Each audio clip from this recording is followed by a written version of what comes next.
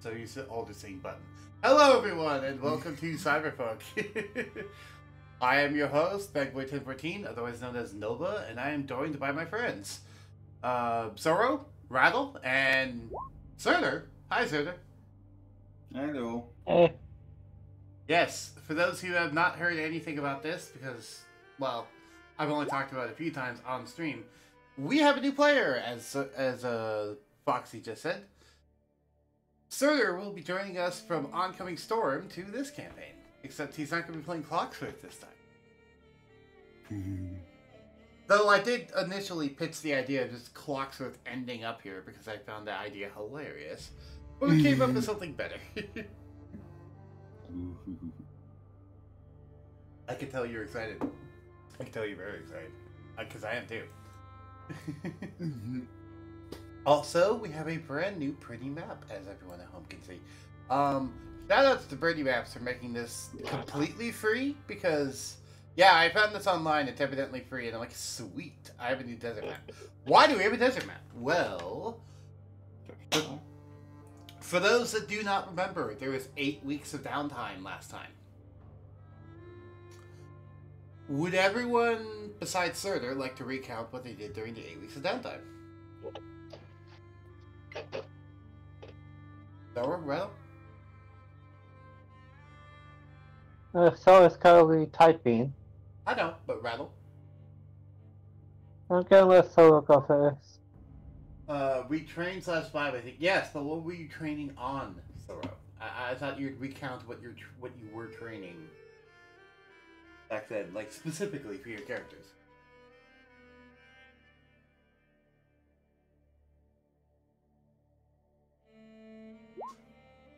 Good question, I forgot. That's not a good thing, sir.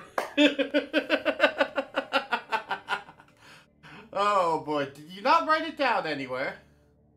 Like, maybe in your character sheet or something?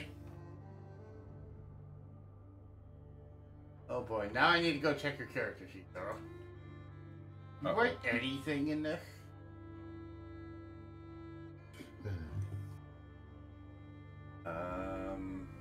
Alright, there's nothing in effects and conditions. I see you're still tired, fatigue-wise. Which I should probably fix that. Bay presence. No, you wrote nothing into your character sheet. Great. Well, I guess Zorro didn't get any training then.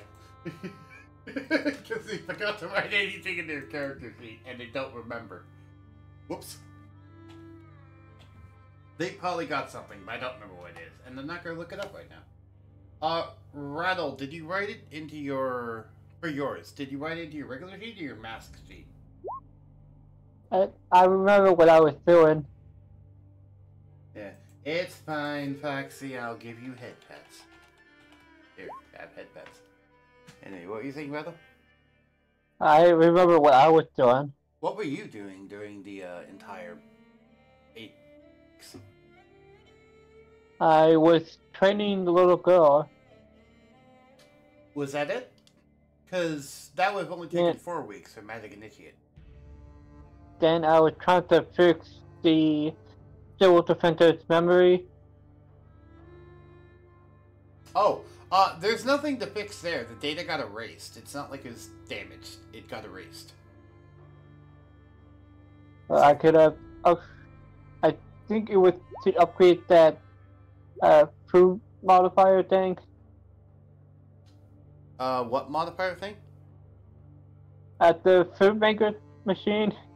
Oh, right. But, like, the upgrades and stuff, it wouldn't be necessarily the training. What did you do for the other 4 weeks of training? Oh, right. Zorro, were you increasing one of your ASIs? Is that what you do? Also, Rattle. Sorry, go ahead, sir. I'm going to assume Dex so he doesn't get fucking surprised again. I think he already has a really high dex. He already has an 18 dex. He just rolls bad whenever it's really important. Yeah. It was some sort of ability. Fair. Then I'll just probably upgrade the intelligence. Alright, so you increase your intelligence by 2 points. You can either do that or train the little girl in Magic Initiate twice, because you could have done that, which would give her even more spells.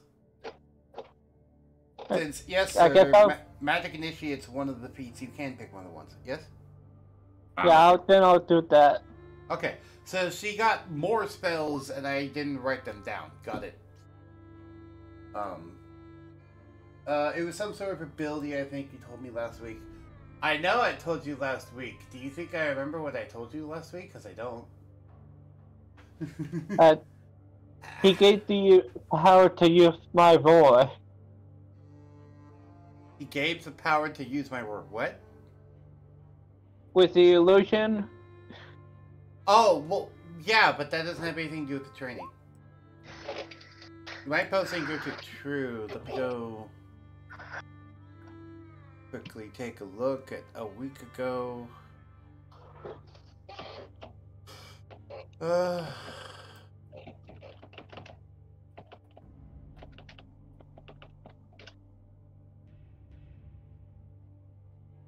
System backdoor, right? Because I haven't, because we talked about things.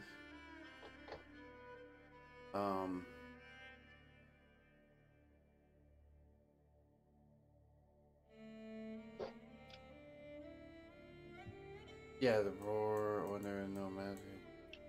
I don't know. Doesn't matter. If it comes up, we'll bring it up in the middle of the session. But otherwise, I'm not going to delay the session too much longer looking for it. For those of you wondering at home, where is Alder? Where is Shika? Well, currently, their old computer fried, and in the case of their old computer, literally fried them because they got electrocuted. Oh. Oh, I think it was the survivor feat. No, because I told them about that recently, Rattle. Don't worry about it for now, Rattle. I'm telling the story of Alder. Their PC is on fire. No, their PC was not on fire. Their PC had faulty wiring and electrocuted them. Their old one. So they got a new PC and they're setting it up, and it only mildly electrocutes them now. And they also found out part of the reason why is because their old laptop charger was melting. Go ahead, Soder. Huh. The reason why it was melting is because there's a short in one of the wire, which, if you know what a short is, Soder. No. A short is basically where two wires end up touching in the computer that were never meant to touch each other, and it causes electrical circuits to go in a loop. Oh. Which causes it to constantly heat up and get more electricity than it should be pulling. So yeah, their old laptop got fried, and their new laptop is still being set up. It's giving them a lot of microphone issues. So they're not here right now. They're going to be joining us later in the stream, once they get their PC offline. I have been helping them, while I've been working with Surtur on his character, I've also been helping Shika with their microphone issues all week. So... Oh. I've had a incredibly busy week. This is probably the busiest week I've had in a long time, because like every moment of my waking time is either helping Surtur, helping Shika, or doing scripting with Caleb. I had almost no free time this weekend. I haven't touched Stellaris in how long? Anyway, I'm not complaining because I enjoy busy week. Especially because I had fun. So, we start at the gas station, which I do not have a... Do I have a map of the gas station? I don't believe I do. No. Nah, no, we do not. Alright. Oh, wait, yes I do. Hold on. Yay! Yeah. It's, this map. Let's start here. This is the map of the gas station. Except I'm deleting Alder, because Alder's not there. And I'm dragging in the gas station guy, because he is there. Go ahead. My brain just went delete this shit. Yeah. You are not the Lido, you do not get to say that.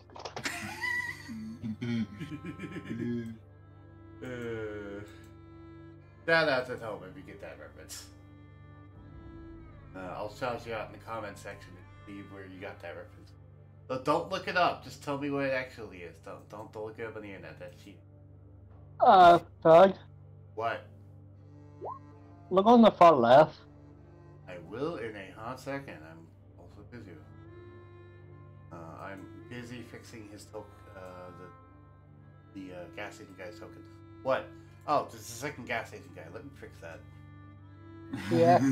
Now there is not two. There is no such thing as two columns. Bug uses hollow purple.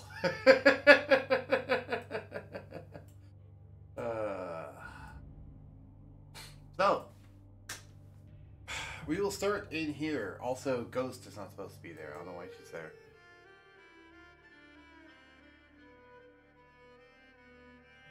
If you don't know, evidently, I just had this chick sitting here for like, who knows how long. Go away. Get out of their freezer. So, she's in our walls. Go ahead. It is a ghost. No, she's not a literal ghost. She's an agent of bolts known as Ghost. She's basically an assassin. And she kind of was going to join the group, but then kind of said, "You guys suck," and left.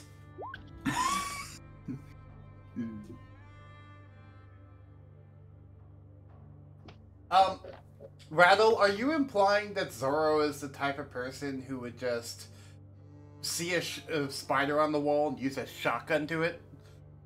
That feels more like his girlfriend, if you ask me. No, she'd use a fireball. True. She'd use a full-on fireball spell to try and kill a spider. I know her. She's probably done it before. Anyway, so I actually need to inform Surtur of the anatomy of the gas station, because it's been a hot second. Unless you'd rather me not do that right now. Sure. So, okay. This entire section you see here, this is the upper area of the gas station. This car down here. Okay. It is two things. One, it is actually a destroyed car. But two, underneath it, there is a hatch, which leads to an underground bunker these two have built. There's like a very high-tech underground bunker. Yes? But remember, I did repair it though. Yes, you repaired the car. Does that change my point? No. The car is repaired, but also underneath it there is a underground hatch which leads to a large bunker that is much bigger than the gas station itself. And that underground bunker is where they hold, like, the people from the village, and the scientists, and the computer systems, and the replicator, and the blah blah blah. They made a big fancy base underground, basically is what I'm saying. But the front is just a regular old gas station on the top. Does that make sense now, Surtur? Yep. So this is their home base. The winter base is Bolt's home base. This is their home base. But they just colloquially call it the gas station, because that's a pretty good code name by itself. Yeah, it's a gas station.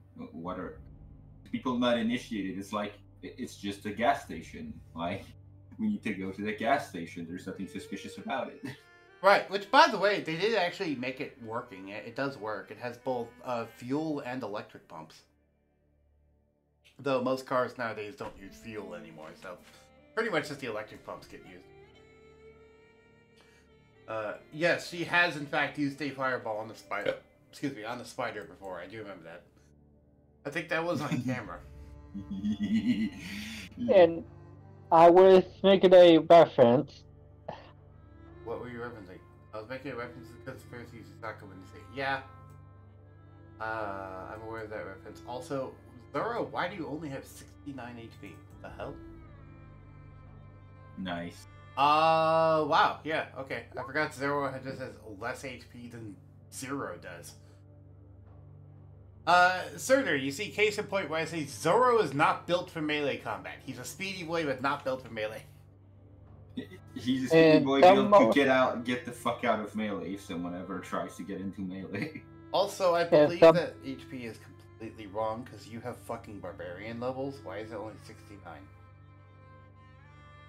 I think that's the old version.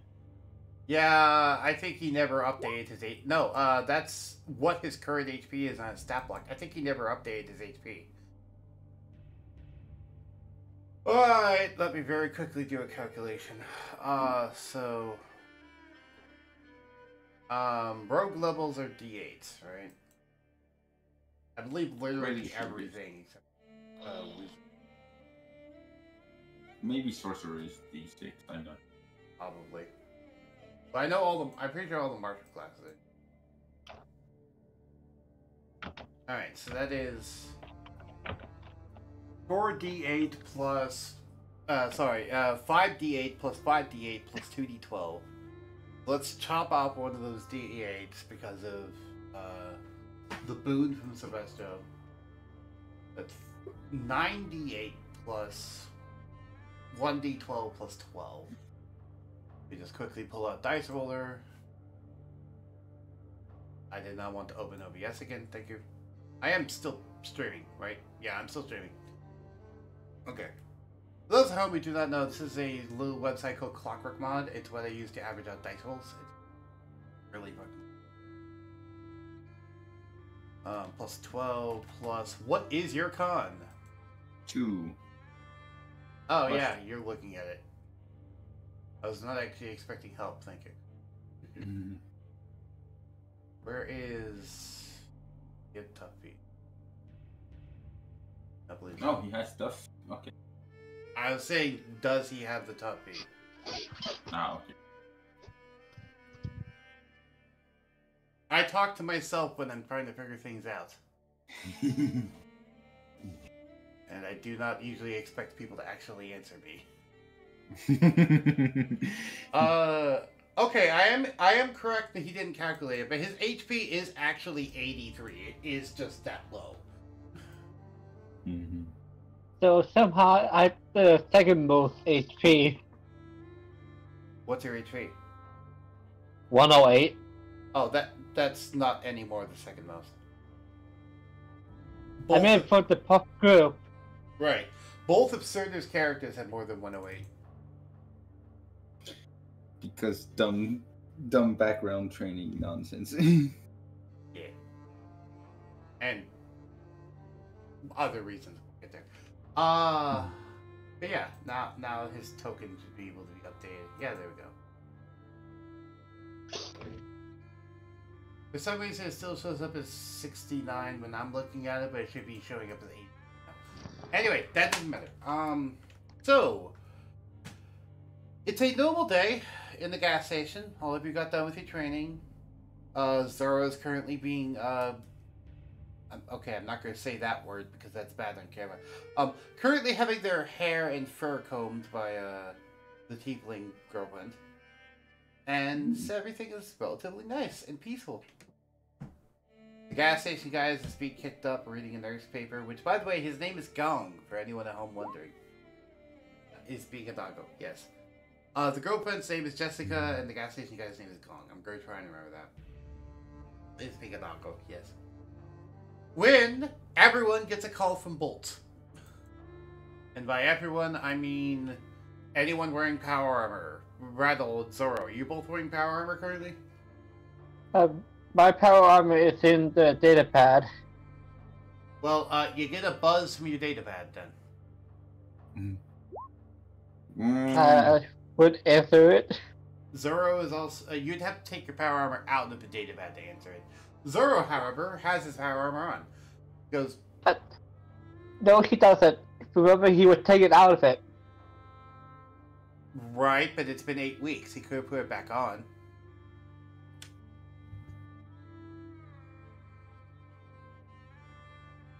So, what's stopping him from having it on? I think it would have been at Bolt's place still, I think. No, it's been 8 weeks. He drove back in his power armor. He was in his power armor when he came back. Why would he have left it in Bolt's place and came back from Bolt's place? Right, like... Yeah, anyway. He has his power armor on. You have yours in your data pad, but you answer it from your data pad. He answers it. Both of you are getting a call from Bolt. What's his? Yeah, yeah. What's his? Hey, Zorro, Rattle, Alder. Not Alder. I know where they are.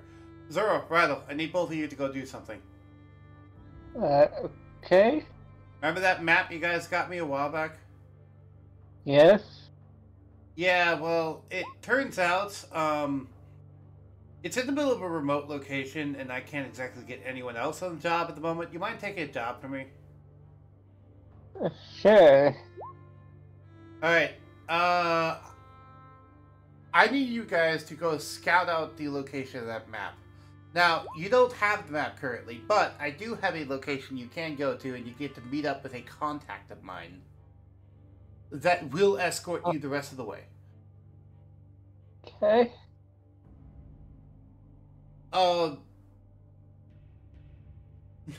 He just kind of pauses for a few moments, and Zorro says, "It's gonna take more than this just to clear your debt, Zorro. But this will at least get you a payday so you aren't flat broke." Anyway, you're going to be meeting one of my contacts on the way. You're not going to the location of the actual thing. I am sending you to a location in the desert, and then you will meet up with a contact who will escort you the rest of the way. Any other questions before I hang up at this point, and then ping the location markers in your power armor? No. Alright. Any Zorro? Anything will happen? Well, I mean, if you find any corporate goods on the way, free will to kill them. I hate corporate, so. And you're welcome to kill any wild animals on the way. Just watch out for a wasteland dragon or two.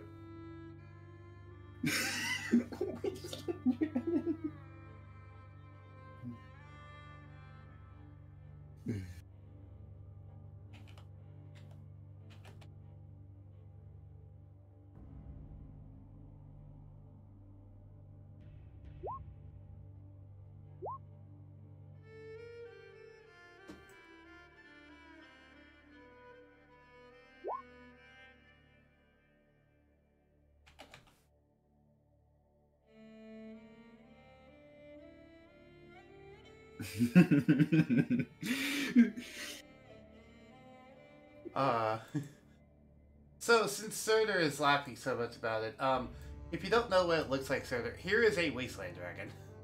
I just dragged it out onto the map.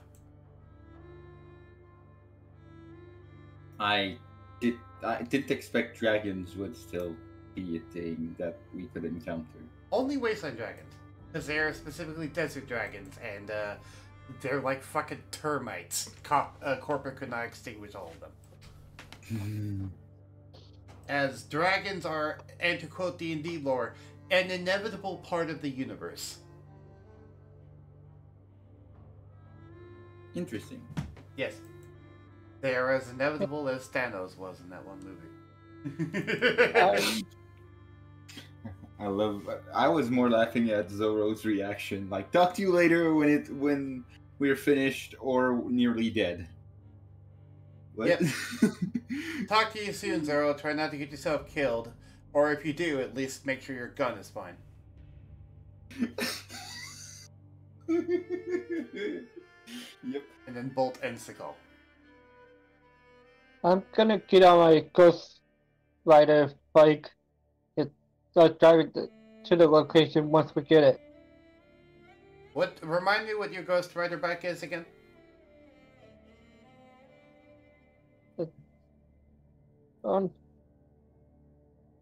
Is it just a it's regular like motorcycle?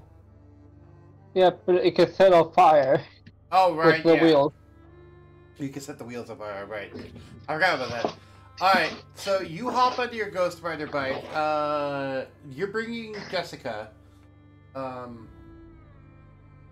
Which I don't think I have a stat block for her yet. So... Uh-oh. That's fine.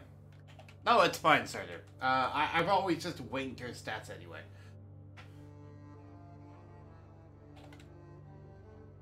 It just means I can't type as her. It's the main reason I was concerned. So you're bringing that. You're bringing that. Is there anyone else you'd like to bring? Like, what constructs are you wanting to bring or not with you? Because like obviously Zorro's bringing his motorcycle. You're bringing your motorcycle. Bringing the girlfriend. Anyone else? I'm bringing my 2 steel defenders. Can they fit on your motorcycle or in your data pad? I thought they could run with me. If you had a sidecar, yeah. Because the problem is, I it's said only like... run. Oh, they can run alongside you. Depends sure. how fast you go, I guess. Yeah, if you drove slowly, yeah, it would slow you down, but you could. Shield Guardians, please guard the area. Alright. The Shield Guardians give you a salute and guard the area. Yeah, I would just kill them as Pokeballs then. Alright, put them in the data pad. Got it. So you bring in 2 Shield Defenders. The data pads. The Shield Guardians are guarding the area, which, yes, they do have 2 Shield Guardians. Are you going to bring any of the staff or scientists or anything with you? Like the guards or anything? No. Alright, we're doing a small team. Cool. I can work with a small team. It means a lot less NPCs for me to worry about. Yay? Question mark? Yeah. By the way, if you don't know what the class levels on the chick is, the I forget what her name is. Jessica. Jessica. Thank you, Jessica. She is 6th level sorcerer, 6th level fighter. Ooh. I was Yeah. not expecting fighter. Nice. Yeah, she's a fighter because she's a rough and tumble. She's specifically a pugilist fighter as well as a few other subclasses. Pugilist, champion, brute. I think a 4th one that I forget offhand. Eldritch Knight. That was the 4th one. Eldritch Knight. Ooh. Anyway. Last I checked, the battle that ain't battle ready. What is not battle ready? He meant they. They. Oh, right, the civilians. Correct. Alrighty, so they're going to hold down the force. Do you try to recruit the gas station guy, Gong? Or do you just leave him here? Because he's not volunteering or anything.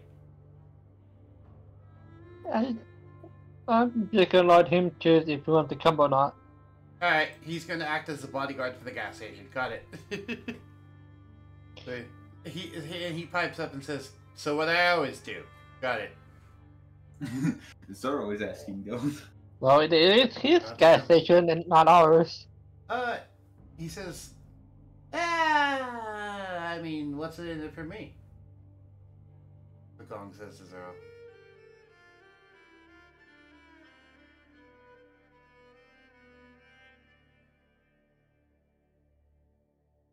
Introducing a trading account that's as portable as your favorite playlist. I don't want to hear about your Order a trading mobile account. trading Shut app up. and start trading on the move, offering attractive.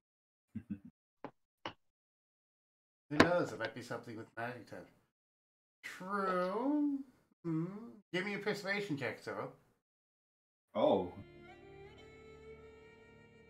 And I'll roll it against his insight. 22. That's quite a good persuasion check. He goes, alright, I've been hankering for an adventure anyway. I'll come along. You guys have gotten Gong to join you. Okay. So I was not expecting that. I wasn't expecting it either, but I'm fine living up to a persuasion roll. He's relatively easy to convince. Alright, so, yeah, you have this 4-man band coming, not including extra helpers. And you all start riding off, and the actual coordinates... Did anyone bother to check the coordinates, or are you just riding off into the wastelands? I would be checking. Okay, I figure Rattle. Zorro, did you even bother to check? Or are you just going where Rattle's going? Check as well. Alright, I would like both of you to give me a survival check. Unless you have cartographer's tools. If you have cartographer's tools, I'll accept that. That's a 19 for Zorro. Because he has advantage. And that's a... I'll accept the 19 for Rattle as well. Both of you are able to reasonably figure out where you're going, for the most part. It seems to be about 100... Not 100 feet. It seems to be about 1 mile off to the east. Wait. East? 1 mile? No, the west. 1 mile off to the west. I got my east and west mixed up. one mile off this direction. Because I think this direction is west. There's no compass on this map, but I'm just going to assume, because I'm pretty sure west is left. It's off to the left of the map. So you're real driving into the middle of, like, bumfuck nowhere. But evidently, well, at least... Go ahead. Well, at least they can't get lost easily. The gas station is within a mile. You can still see the gas station. Right. But remember, this is not where the map is. It's just the contact location. Mm-hmm. Yep. Right, let's race there. Oh, boy. Okay. Both of you give me an animal handling check if you want to do a race. Where is Gone, by the way? Is he riding along with Rattle? Yeah, he's on the back of Rattle's motorcycle. Though, given his movement speed, he could probably come close to keeping up with the bikes, but no. Oh. Alright, so, both of you tried to do a race. Rattle's able to keep himself together. Zorro, on the other hand, wipes out in one of the sand dunes and falls flat on his face into a sand dune again. You could be laughing. I love that face. And then, the tiefling girl got launched off like a catapult. It's going, whee! Poof. At least it's sand. It probably breaks the fall a bit better than, like, pavement. Right. So, what was that? well, shall we put our tokens? Well, I was about to explain that if you'd hold off a second. Sorry. So, after about 10 minutes of driving, because, like, it would have taken less time but then Zorro had to wipe out. But then, yeah, after about 10 minutes of driving, you all end up in the middle of the desert, which this is going to be my map for the middle of the desert. Go ahead and place your tokens down at the very far edge of the map. I don't really care where on the far edge, on the very bottom of the map. I don't really care where at the very bottom, just place it somewhere at the very bottom. And presumably close to each other. Right. On phone can't. Okay, Rattle, place your token somewhere. Alrighty. Even more near the bottom. Also, yeah, now that you see Rattle's token, that's kind of showing the scale of this place. Go ahead and drag. I was gonna make the joke of you can put yourselves on the birdie. I mean, if Rattle wants to do that, they can move their token to do that. Now I'm just reminded of the Raditz joke from Team 4 Star Bridge of just, he should have kept his eye on the birdie.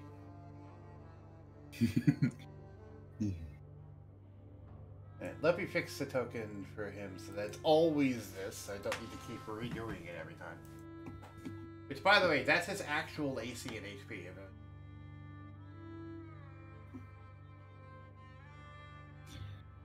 I'm not seeing anything, so...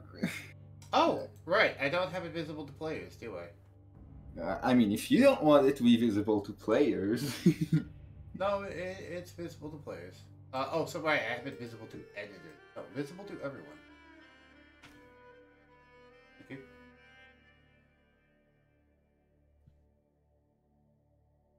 Since he's an ally, why would I not have his stats be visible? Ooh. I would see that Zorro is slightly bigger than a medium creature. Let me fix that. Let me go grab a quick tiefling image. Generic tiefling number 5. Very generic tiefling number 5. So I see. There you are, generic tiefling number 5. So I see that Soldier's character has a lot of charisma. Which one? Yes, Surtur himself does have a lot of, well, sorry, Zero does have a lot of charisma, yes. Though I would argue Surtur himself has a lot too. I do? What? He has 50 in charisma. Okay. Rattle was meaning Zero. I'm making a joke about Surtur in real life also having a lot of charisma. Yeah, that I understood. I just don't feel I agree. Right. Anyway, yes. The reason he has so much charisma, by the way, Rattle, is because of an epic boon. Okay. That's how he got so much. Because normally you're maxed out at the cap of 20. But anyway, so all of you arrive into this location, and this is the location you're told to contact whoever they are. You were never told any details on who they are, and this looks like the same as every other piece of nondescript desert. You don't know where the hell you are other than you're at the location. Surtur, if you have any introductions in mind, now is the time to do them. No, I did not. I asked for you to think about beforehand if you had wanted to do any introduction. So You did. That was not a question. Okay, whatever. what was that question? I don't remember you saying that. Anyways. I believe it was yesterday. No, Zorro does not have an AC of 310. But,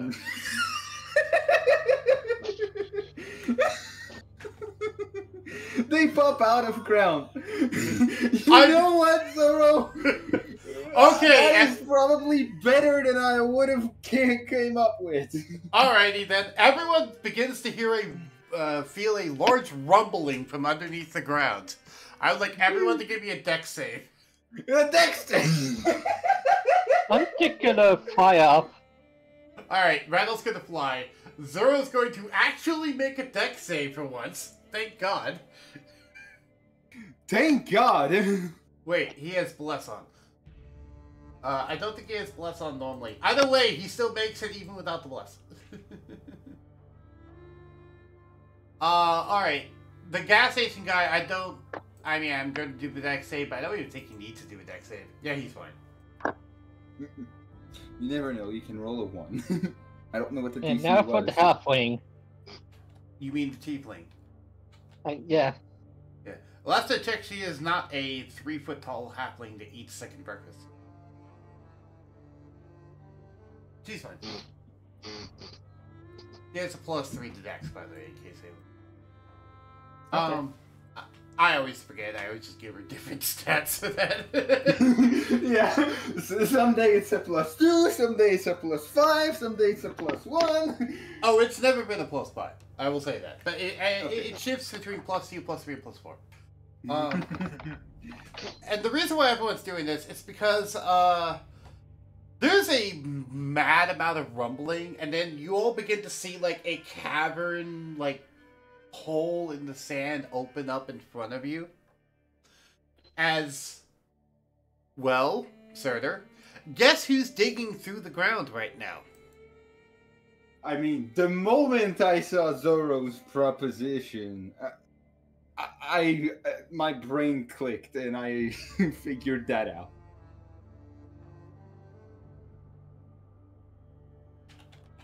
Yeah. I'm going to check Finally the last learned thing that about was said. kidnappings. Good point, sir. Okay, I wanted to see what Zorro said. That's what Zorro said.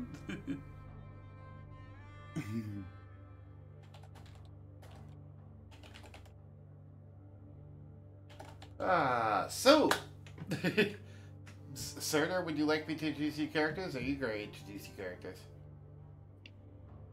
You know what? Go ahead. I want to see it.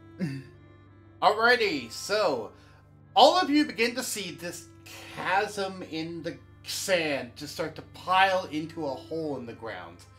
And you hear what sounds like a woman complaining about sands underneath in about up here in front of you, like about 50 feet in front of you, as you just see this titanic woman just clawing her way at like incredible speed through the sand up out of the ground. And she's also seemingly like blasting her way out with a laser gun as well. As she's just clawing her way out and hops up onto the actual sand dunes and lands in front of all of you. And now I will put her token out. Yep. Fucking sand. God, we could do the joke of the Forrest Gump thing. Oh, I was thinking the the Anakin Skywalker joke of. I hate sand. It's coarse, rough, and just gets fucking everywhere. Ooh, the stats didn't get updated. Oh, whatever. You can check that later. The AC never got updated, yeah. I fixed it. When I was kind of did that, so I was thinking of Adam Sandler with the golf ball scene. Oh, the golf. Oh, right. The where he put dynamite in the gopher holes. Yeah, we didn't touch Hero Forge yet, Zorro. Yeah, you're close. It's actually a reference to a Korean MMO. It's an L-Sword, if you've ever heard of it. But yes, there's Titanic. Specifically, she's a large creature. This 12-foot tall, 14-foot tall woman just digs her way out of the ground, stands in front of you after landing there in basically a superhero pose, and just kind of smirks and smiles at all of you. Thurder, I'll let you go away, because this is when the dialogue kicks in. Yep. Okay, well, at least it's not corporate. I don't have to shoot you down. I group with the Cult of Anarchy. Sorry, I didn't hear what Rattle said. What about the Cult of Anarchy? We are the Ghosts of Anarchy. Which she would have heard is the name of the group that she's supposed to meet with. Oh. I was told it would be 2 people, maybe 3 at best. Okay. 2 of these people are with us as allies. The one on the far right is Zorro's girlfriend. She says, "Hey, I can speak for myself, thank you. Shut up." Well, why did you? Character already. Because I was waiting for them to address what my hubby just said. So shut up. Now read what Zero said in the Roll20 chat. Zorro. Yes. Zorro, yes. That is going to get... That is going to... Which, speaking of, I should drag Zero out here. On here. Yeah. Yeah. I am Bolt's contact. Who did you think I was else? Corporate?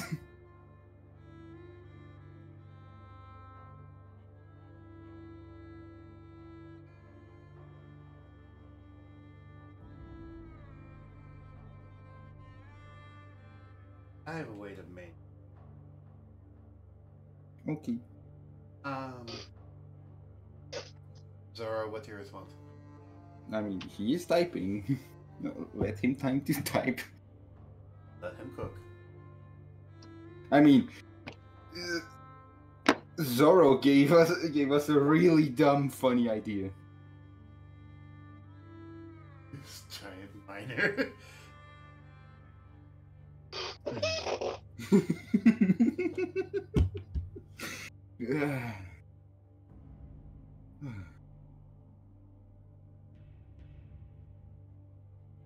Respond to that, Ulina? I was going to have respond. Actually, I need to check something really quick. Actually, yeah, I can have the response right there.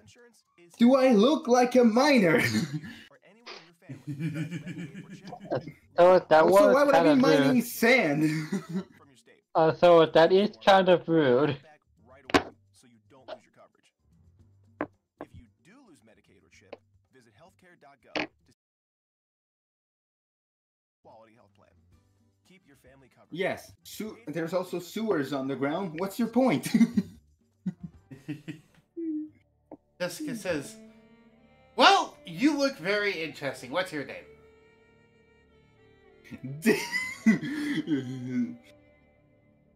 You were under. I love the triple air quotes digging.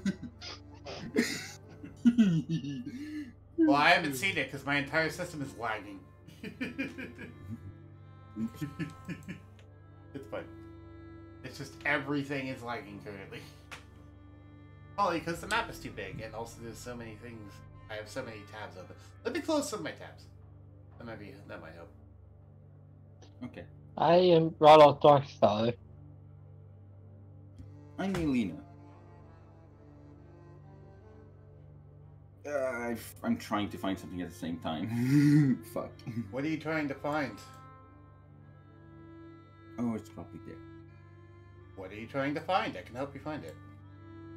I was trying to remember the speech, the appeal. If I thought I remembered seeing at some point that Zero could talk through that his soul bonder could speak through their soul bonded companion. Only if they're controlling their body. Ah, okay. Besides that, you speak good. telepathically. Okay. Which you can speak telepathically, yes. Yeah. Yeah. The tiny robot, the tiny eye thing, supposed to be like a robot. Well, none of you see that yet. I tried to. It's actually tiny size, but I can't get it to be fucking tiny. I was acting out of character. Yes, as a robotic assistant / AI for you. Which is his other character named Zero. Which, yes, we have Zero and Zorro now. It's going to get very confusing. Also, yeah. I'm going to have to reload my page because my Roll20 is just not responding. Okay. Definitely too much stuff going on. It's because I'm streaming, to be fair. No, I mean, I know that I had to reload it earlier. It started working and the map just blanked, like, as soon as you started the stream. On my end, so I had to restart as well. Also, to be fair, they did warn that this map was going to be laggy. Because of the size. Where the hell are It's you not- guys? There you are. At the bottom. Right? I didn't hear what Rattle said. On the right. I was saying bottom right. Yeah, thank you. Bottom right was more helpful than just bottom, because I was on the bottom and I couldn't find you. Because the bottom is so big. The map is too big. Yeah. Edit token property. I know there's a way to make a character tiny. How do I make a character tiny? Wait, is it in the Oh wait, hold on, I know how. I know how I can do it. This is gonna get a little funky for a second, so I need to just do this. So hey, we're just gonna play without the grid for a hot second. Yeah. Okay. Flobo could be a nick my girlfriend gave me. I don't know. What's Flobo? There we go. There's a properly sized Zero. See, that's the actual scale, by the way, sir.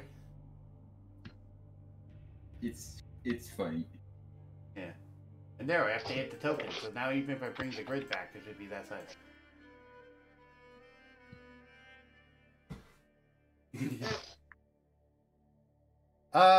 So yes, hello everyone. The gas station guy just kind of smirks and says, "You said your name was Ulina, right?" Yeah. What of it? As in, Ulina, the thorn in corporate side that I've heard so much about in the newspapers? The so-called or self-proclaimed beacon of light. I mean, other people started calling me that. I took the name. I felt it was really cool. But Foxy sent something in the group 2 chat. I saw that. Thank you. You didn't mean to interrupt. Sorry. It's fine. You were saying so? Yeah.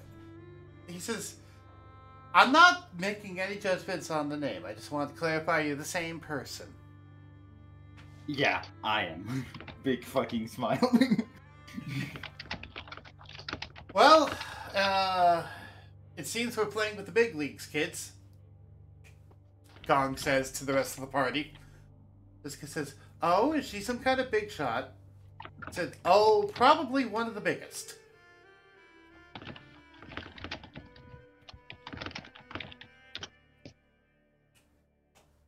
That was a conversation between Jessica and Gong, by the way, in case you want.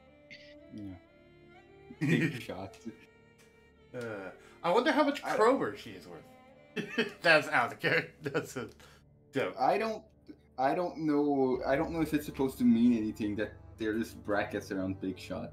Yes, it's Banpin from Deltarune. Ah. Banpin speaks with brackets when he's doing references. Okay. He says, because one of his big lines is, "You want to be a big shot, don't you? You want to be the next big thing." Anyway. Rattle, how's your character reacting to all this dialogue going on? Just watching. Okay. Rattle is just observing the situation. Do you take your Steel Guardians out of their datapad yet, or no? Huh? I said, do you take your Steel Guardians out of your datapad, or no? Yeah, you mean Steel Defenders. Yes, that's what I mean. Yeah.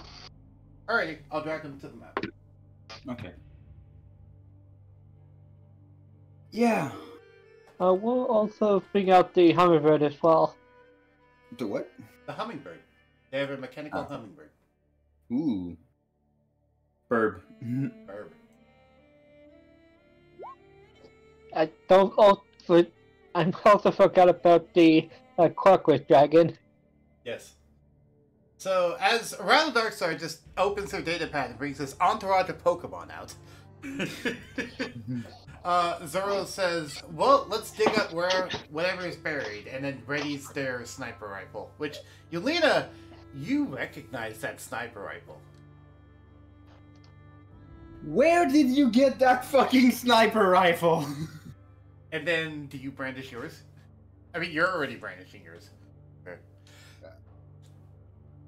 I don't feel there is a need to aim the laser gun at him because I know he's working with both, but like I mean brandish as in like show it off. Oh, in that way. Yes. Yeah. Sorry, I didn't realize brandish. Yeah. He says bolt. Zorro, you recognize she is currently holding a rifle that looks a lot like yours, but like it's twice the size. So, yeah, Ulina, you see he's holding a rifle like yours, but it's like half the size. Wait, Bolt finally managed to make it smaller. Holy shit. And then Ulina suddenly remembers that, wait, there's that guy who always failed, who always got kidnapped that was given a gun. And she puts two and two together on who this is. Can you repeat that one more time? I said, Ulina then remembered that she kept hearing about this guy who kept getting kidnapped, that Bolt was giving favors to, and she puts two and two together. on who's Bolt gave the new gun to the guy who keeps getting captured. What the? I'll need to ask Bolt about this when we go back. Why would he give the gun to the guy who keeps getting captured? It doesn't make any sense. I had paid for a force shotgun.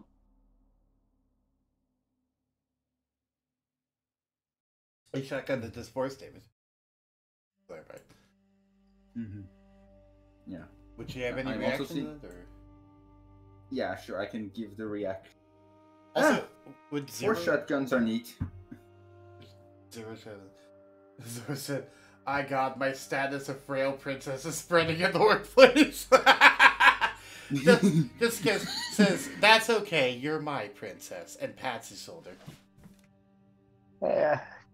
This feels like so it's kind of like Princess Kenny. I don't know who that is. I From think it's a South Park. reference. From South Park. No, I don't want any South Park references.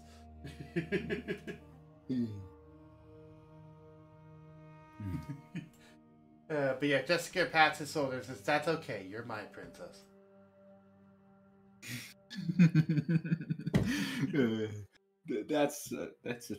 That's so funny in my head.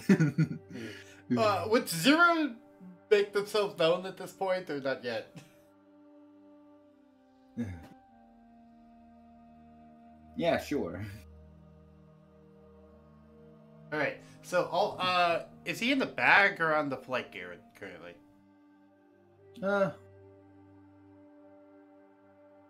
The bag. Alright. I didn't want sand in my eyes. I mean, fair. So, you see, she is currently wearing like a small backpack on her back, and it seemingly unzips itself as a tiny little robot floats out of the backpack and over her shoulder and then flies towards some of you. And by tiny, I mean tiny, like the size of like a fairy tiny. Like, it's real tiny. But it seems to be like hovering around Ulina. Yes?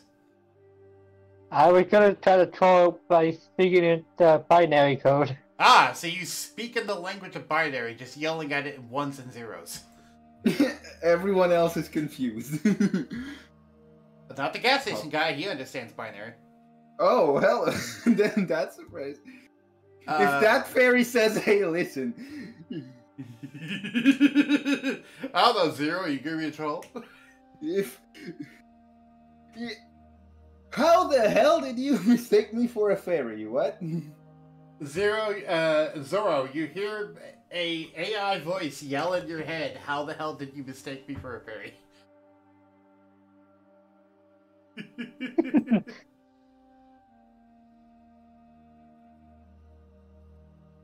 Does the Zero react to what I said? You have not said what you've... I was just trolling with the binary. What were you saying with binary, though? I was trolling it. Oh, no, you can't control it, no. No, trolling. Yes, trolling, but it would understand you saying gibberish. Okay, so he's just pretending to be binary to speak binary. Okay. Yeah. I know what word you meant, Rattle. That's not gonna do anything because he knows that you're speaking gibberish. I don't know what you're trying to do with trolling, so he's not just a dumb machine. Okay.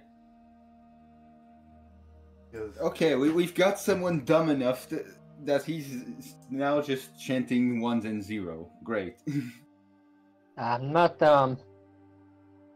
I assume you say that in common now instead of in binary? Or do you say that in Yes. binary? Okay. Well, why were you just spamming why were you just saying random ones and zeros then? Because I used to be a cyborg once. Okay. That's a question. Anyways. Also, all of you notice that Zero is not actually physically talking. He's seemingly speaking directly into your minds. All right, that is something that should have been brought up. Right, which I brought up now. Yeah, you're within range of all of them. Mhm. Can you see when I do the line tool or no? Yes. Okay. I can't see it. Cool. Just make sure. Oh, right. There's a broadcast to others button. Okay. Oh, what's this one? What's this look like? Because this is a new feature. It's just that line. It's a line that it just stayed there. Ah, Yeah, that's there is. Yeah. because I turned on linger instead of instant. Instant made it go away. Instant linger makes it stay there for a while. Cool. I haven't messed around with the Roll20's new features yet, so. Well, let's go for Corp decide to appear out of nowhere. Before Corp decides to appear out of nowhere. I mean, fair. In fact, everyone roll me a D100. From Zorro's experience, that is very fair. Zorro reminded me I should do a random encounter table. Uh-oh, the gas station guy rolled an 8. See what everyone else rolls. I will need you to roll twice then? Yep. Ooh. Would I have to roll 4 times? 5 technically, rather, because you have 4 companions. And now I was thinking about them as well. The 4 companions. He already rolled for himself. Oh yes, roll for those as well. Okay. Ooh, 2 high 90s. Yeah. And also... 1 below 10. 3 actually, because I rolled a 90, one of them rolled a 97, and 0 rolled a 99.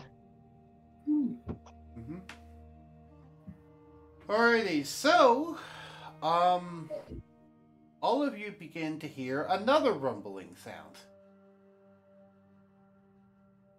This one not caused by Ulina this time. Oh, Alder's here.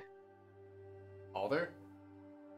Oh. Alder has joined Roll20, so I'm assuming they're going to soon join the voice chat. If they do, I'm gonna make them be the thing digging through the ground.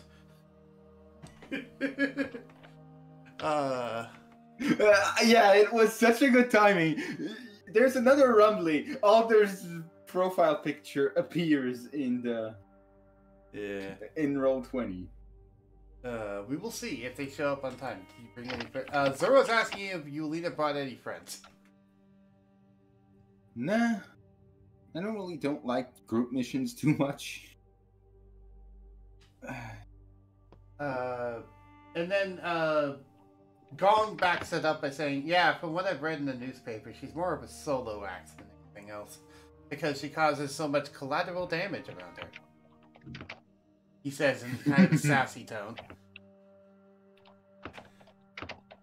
I mean, it's better to screw over corporate by destroying everything they have, and if I don't have any other people to worry about, why not? I mean, that's true. Fair. Lethal Company. No, this is not Lethal Company. Alright, I'd like everyone to give me a dex save. I'm still in the air. Right, but your companions are not. So give 40 dex save instead of 5. Besides the hummingbird as well. The hummingbird is in the air. Okay, give me 3 dex saves then.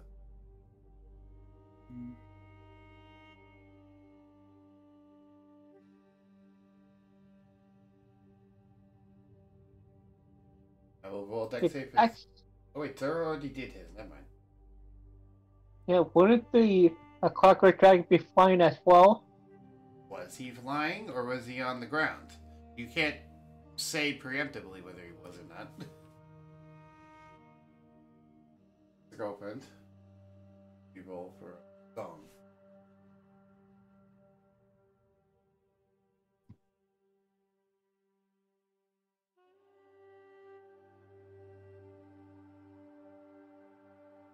Alrighty, so, perfect timing, Shika. Are you ready to join the actual thing? Testing. We can hear you. Yay. Are you... What? How are you doing, Shika? I'm living. Okay, are you electrocuted or no? No. Okay, good. So perfect timing. Do you know why? Why? I had just rolled a random encounter, and there's a bunch of shaking in the ground, and now you show up. So I know exactly who's causing the shaking. Yay! As, all of you begin to hear a rumbling sound, and another chasm begins to open up out of the ground. This time over here. As all of you begin to see Alder, surprisingly, who is digging their way out of the ground and yelling something about, "For thousands of years I have slept."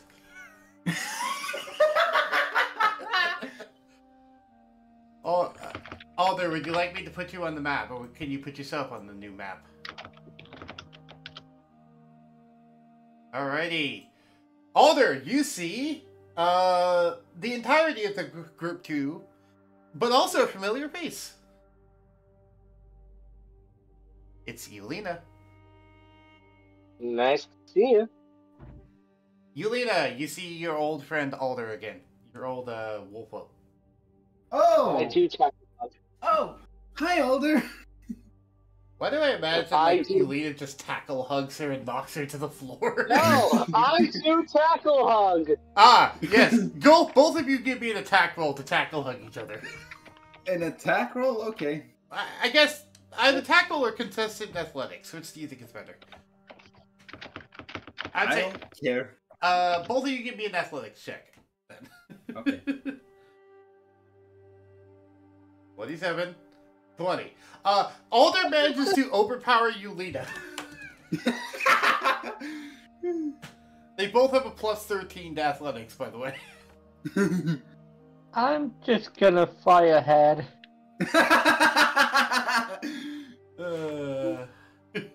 I can't move that out of field defender.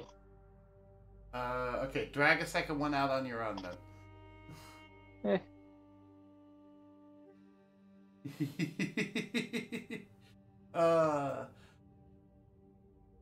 Ulina, you... Go ahead. I'm just gonna be heading towards that place. You have no idea where you're going, Rattle, because you have no idea where the thing is. So you're just wandering in the desert by yourself because you don't want to deal with them doing this. Because you have no idea where the destination is. What were you saying, Shika? I was saying Griffith Fair. Yeah. Because Ulina's the contact. She's the one telling you the mission. By the way, Alder, you have also been told the mission. The mission here is they were supposed to rendezvous in the middle of the desert, and Ulina was going to be their contact to tell them where to go find the burial site with the giant robot. Ah. I guess you also got, and then you heard about this, and you decided to go find it yourself. However, you found a convenient tunnel network leading all the way here that Ulina dug through the ground. Secret tunnel. So Alder just used Ulina's tunnels, basically, which is how she got here through digging without having a burrow speed. Because Alder does not have a burrow speed. Yeah, only the contact knows. Rattle is just impatient and just leaving.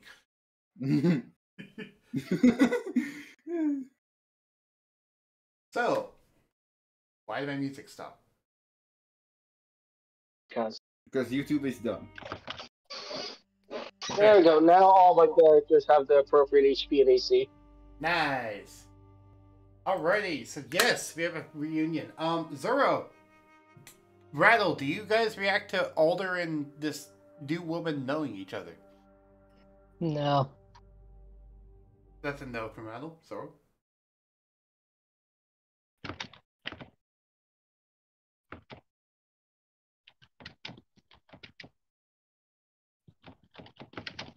This is what I meant, by the way, Surtur, when I said that this group is very much just gung-ho and go do things. Like, Rattle's just leaving on his own because he's impatiently waiting for the character interaction to end.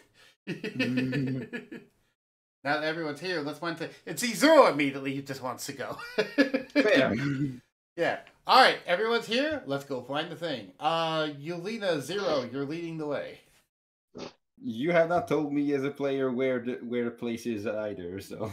Alrighty, so it will be about 5 to 6 miles down a specific map, and that map is the one that Alder found in the sewers. Alder also knows the location because they just memorized the map. It also had a secret word. Ooh, I don't remember what the secret word was.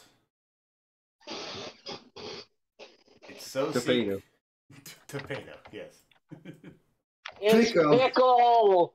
Pickle. It's written on the fucking map! It's also Baba Ziwa. Ah, yeah, Baba Ziva. I forgot about that one. Shoes? Did anyone bring shovels? They meant shovels. Oh. Basically act like a shovel. I mean, Ulina's basically a walking bulldozer. So. I was about to Why say, Alder and so why don't you just today with your cars? Shika, Surtur, what were you two saying? I was about to say, we have reacting. one person that can dig and another person that can literally terraform the earth. Oh, right. What's your ability to terraform? I forget what it is. Alder just digs. Oh, wait. And Ulina is also just a digger, just faster at digging. Alright, and this is Zorro attempting to dig, as the GIF posted in Group 2 shows, illustrates greatly. This is what happened when they attempt to dig. Someone asks Zorro to dig. I love the googly eyes.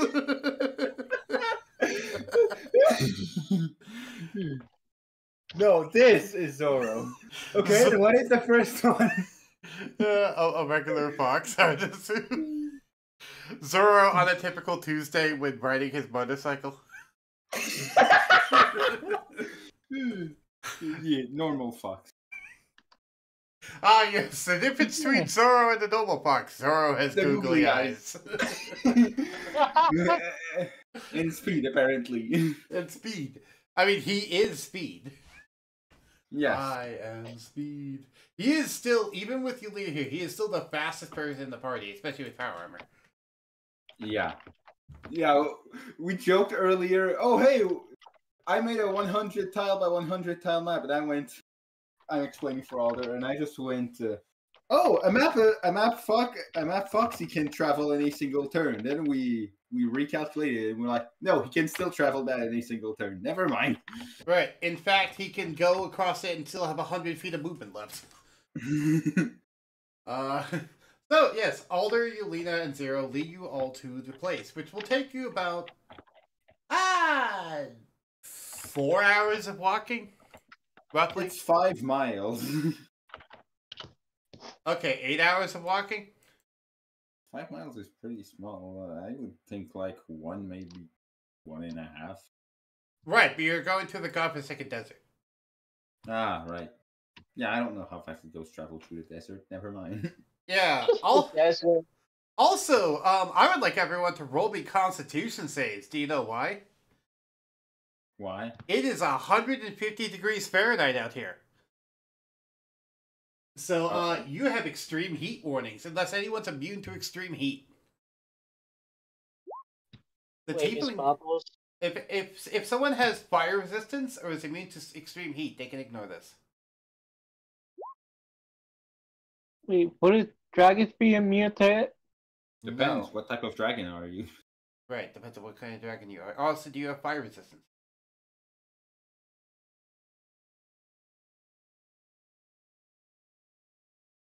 Rattle, do you have fire resistance? I don't really know what to look for that. Then that means no, you do not.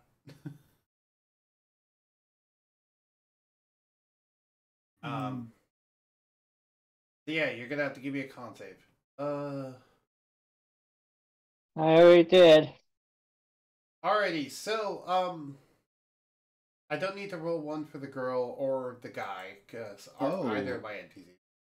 Wait, what the? Oh, okay, yeah. I got confused about the numbers. I was like, did I screw something up? No, I didn't. No, you just rolled high. Also, does technically, Alder- Ulina didn't need to because they had fire resistance. Yeah, that was supposed to be 0. Wait, Alder didn't need to either. Right, Alder didn't need to either because of that. Rattle Yeah. utterly failed. Go ahead. I was gonna say my group doesn't either. The 4 companions I have. Yep. So let Right, me it's look a up saving throw. Let me look up extreme heat.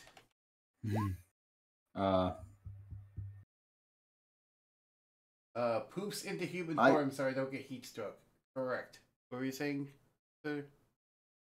I just remembered that the aura you put on her gives like that's the only buff on Zero's roll. That's the plus alone. Also, you should tell them what the aura does because it's affecting all of them currently. Yeah, I just didn't think about it because they were too far earlier. Right. So everyone within 30 feet. Actually, hold on. Let me make that aura visible. So I can actually make an aura visible on the token. Ooh. What color do you want it to be? Yellow, red? What do you want it to be? Yellow on Sen might be a little rough to see, so I don't know. Green. Sure, green. Dark green or light green? Light green. Alrighty. Forest color. Everyone within this radius experiences a large invigorating effect upon them that gives them a bunch of bonuses, but importantly here, it gives you a +6 to all ability checks and saving throws. +6? Okay, I thought it was charisma. So my roll would it be 14 then? Yes, which still fails. It would be And Rywood's a 15. yeah. Actually, is it +6 or +5? Let me go check. Okay. Because I forget if it's proficiency bonus or if it's like based off of stats, and if it's based off. I thought of it was based on charisma. Right, and her charisma is a +11. So Rywood's 19. is a 20. Yeah, everyone's taking a +11. So yeah, everyone who got a 15 or higher passed, which is literally everyone. So because Ulina is here, all of you are invigorated enough to withstand the extreme heat. But yes, it is like 158 degrees Fahrenheit out here. Interesting question from Zorro. I didn't know if power armor would actually help with that. Power armor does help. It gives you advantage on all survival checks. And if you use a charge, you can actually make your interior of the power armor climate controlled. So if you want to use a charge, you get to ignore the effects entirely. You can basically you have air conditioning in your power armor that you can kick on for a charge. Yes, okay, so you use the air conditioning in your armor. That's not something written into their sheet, but like that's something in Cyberpunk. Okay. Because it's never. I rarely remember to do actual environmental conditions, but extreme heat's going to be a common thing in this campaign because deserts everywhere. Okay, so I'll just open my character sheets and click lower things in temperature right now. Yeah. Zorro, however, has perfect temperature because they're in the freaking power armor. Everyone else, though, mark your temperature as like uncomfortable. The wasteland. I'm not. Right, yeah. Everyone that doesn't have fire resistance. If you have fire resistance, you don't need to mark as. I can't mark uncomfortable for Bubbles or Rywood. Fair enough. Look at it, Jordy. You gonna say hi? Hi, Jordy. Hi. Hello. You want to come see Henry? She's on the phone. That's cute. I'm not gonna go with us to see her. Ulina, I would like everyone to give me a perception check. Leave Daddy alone. He's getting kitty. Okay.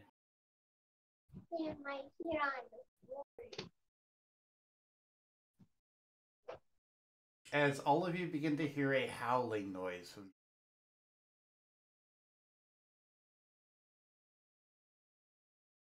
Oh, come on. I have a. God damn it. My passive perception's higher. I have a 30. did you put observant as a +5 to perception or a +5 to passive? Passive. Okay. Because remember, observant in my campaign is a +5 to perception, period. Not Oh, just passive. So that's I'm actually adding a that 20. in. That's actually a 20, yeah. So Alder is not the full moon. It's not the time to be a wooing. This is not Alder that's a wooing currently. I like to imagine if Zorro fails their save, that's going to be his reaction. Zorro, go ahead and give me your perception. They already did. I just realized they did up here. They got 16. All right.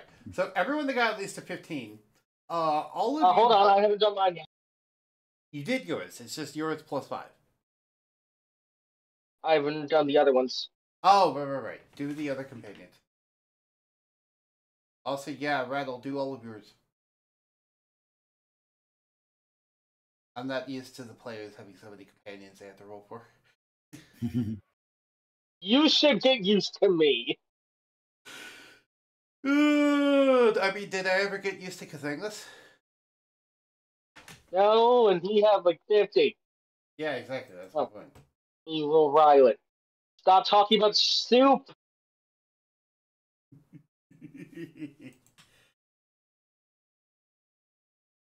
Uh-oh. Well, okay. Everyone who rolled at least a 15 or higher.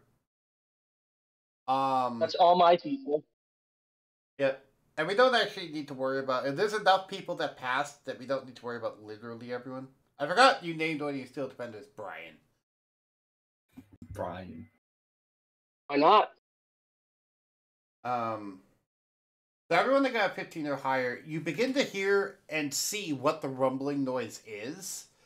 And anyone who rolled a 20 or higher sees it clearly, especially Zero, because of how high they rolled.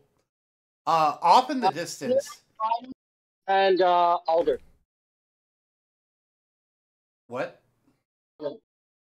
Yeah, Alder, Zero, and Riley would see it. Yeah. There is a massive dark sandstorm rolling its way in off in the distance. Oh no. It's about 4 turns away, given how fast it's going. All of you, unless you want to try and weather the sandstorm, all of you have about 4 turns to find some sort of shelter from the sandstorm. Oh shit. Yeah, this looks to be a pretty massive sandstorm coming. Haboob! It's basically the equivalent of a Haboob spell, yes. Haboob. For those who don't know what Haboob was, that was a 3.5 spell that let you whip up a sandstorm in 3.5. It's a 7th level spell. I have it written out in my other campaign. Also, I figured out the solution, Surtur, to the compendium problem. Oh? So the reason why it was accessible in some campaigns and before, but not in others, is because if you have 2 Roll20 tabs open at the same time, one of them won't have the compendium things and the other one will. It doesn't matter which campaign you're in. It's actually whether you have more than one Roll20 tab open. Oh. Yeah, for me, it was the furthest one on the left in my browser. Like, the first one that opened would have all the stuff in the compendium, and the second one would not. It was a whole weird thing.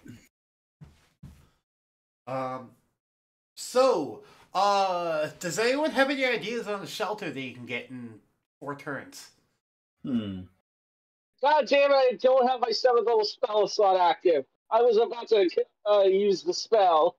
What, Haboob? No, Morning Caveman's Magnificent Mansion. You can't use that anyway, because spells higher than 5th level aren't allowed.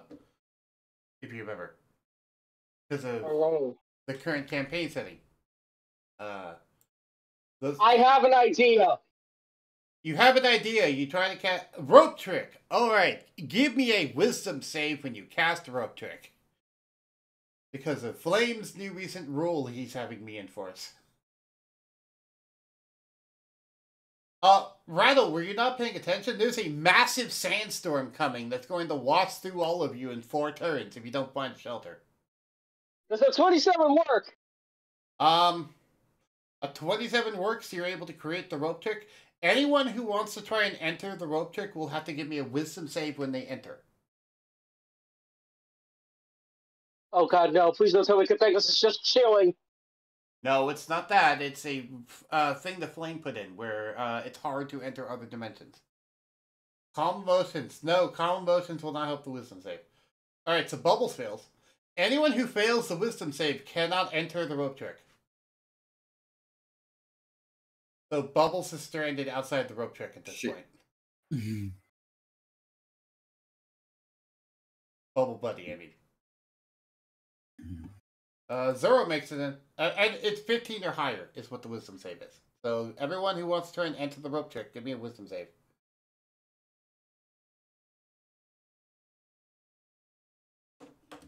Let me see real quick. Gong, meanwhile, says, "Hey everyone, I got a better idea. Well, sorry, not a better idea, but I got a different idea if you can't make it in the rope trick." And he begins to get into a cross-legged stance and meditate on the floor. Bubbles would go near him. Alright, Rattledarkstar is casting Stone Skin on themselves to buffet, seemingly try to just buffet the storm.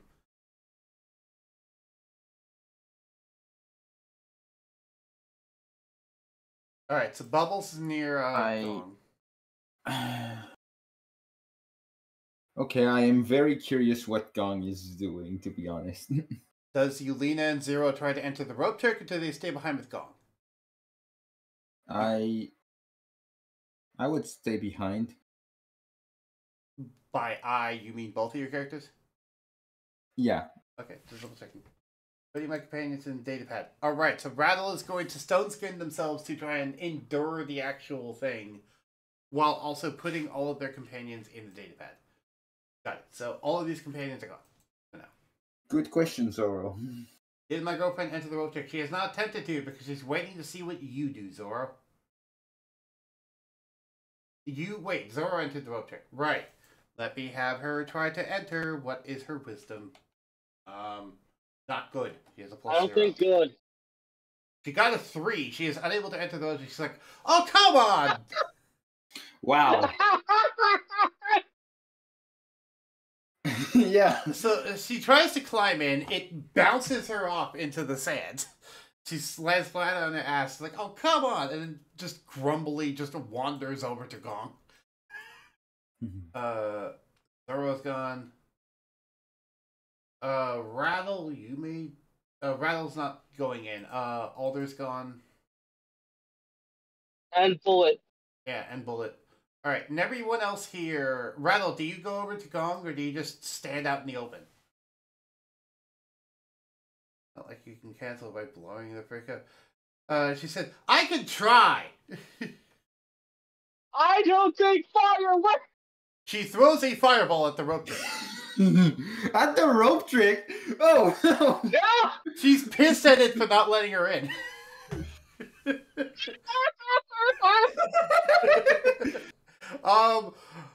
I would like everyone who's not within the rope trick and is near the entrance of it to give me a dex save. I'm gonna say Alder and Violet are already inside deeply. Oh, everyone in the rope trick are already inside the rope trick. Anyone near the end? Is there anyone near the entrance of the rope trick? Like maybe Zorro, for example. Because it does go around corners, so it would go inside of the entrance.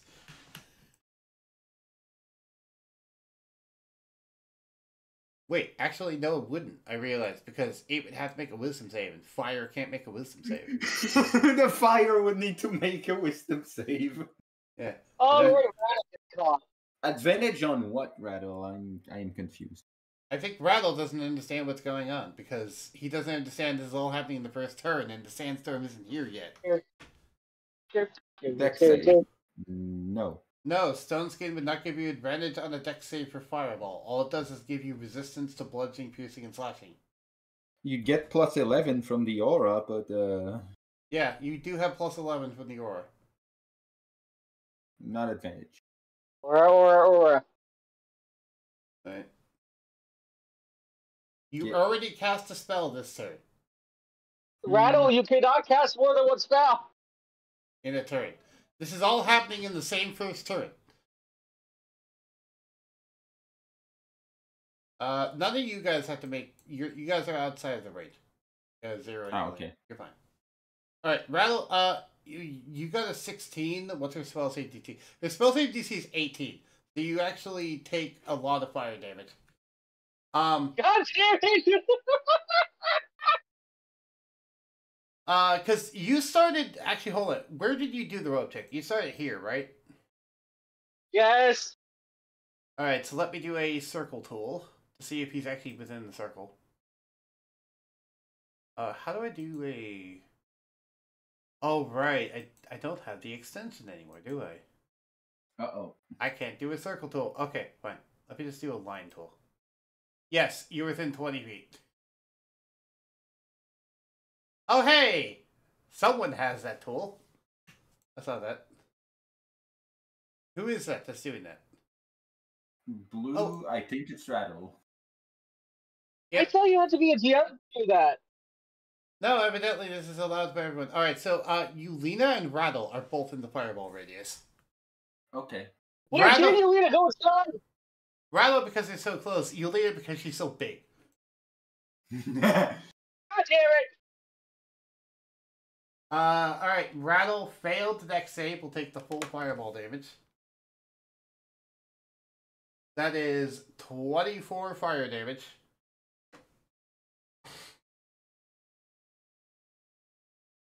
And Ulina passed, so she'll take half. Do you have evasion, Ulina? Oh, so you take none. Yeah.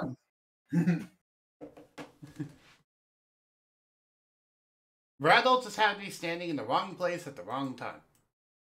Poof. Isn't that the story of everyone? Normally it's Zorro because he keeps getting kidnapped. Yeah, so why do you need wisdom save this time?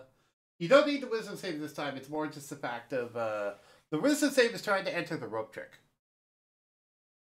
So, Rattle, are you gonna go over to Gong at this point or no?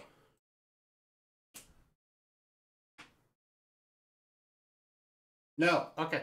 So Gong begins to do some meditation and then do some weird hand techniques as he seemingly makes a green sphere appear in his hands. It's like a sphere of energy, which then expands out around all of you as he casts. As he casts, what's the name of the spell? Something Tiny Hut. Odalix? Leoman's No, Tiny Hut. Yeah, it's combined sphere with hut. Yeah. So a 10-foot radius immobile dome of force springs into existence around and above you. It's a bit of a tight squeeze with Ulina in here, but they can just about manage to fit everyone in here. Let me do an actual circle tool.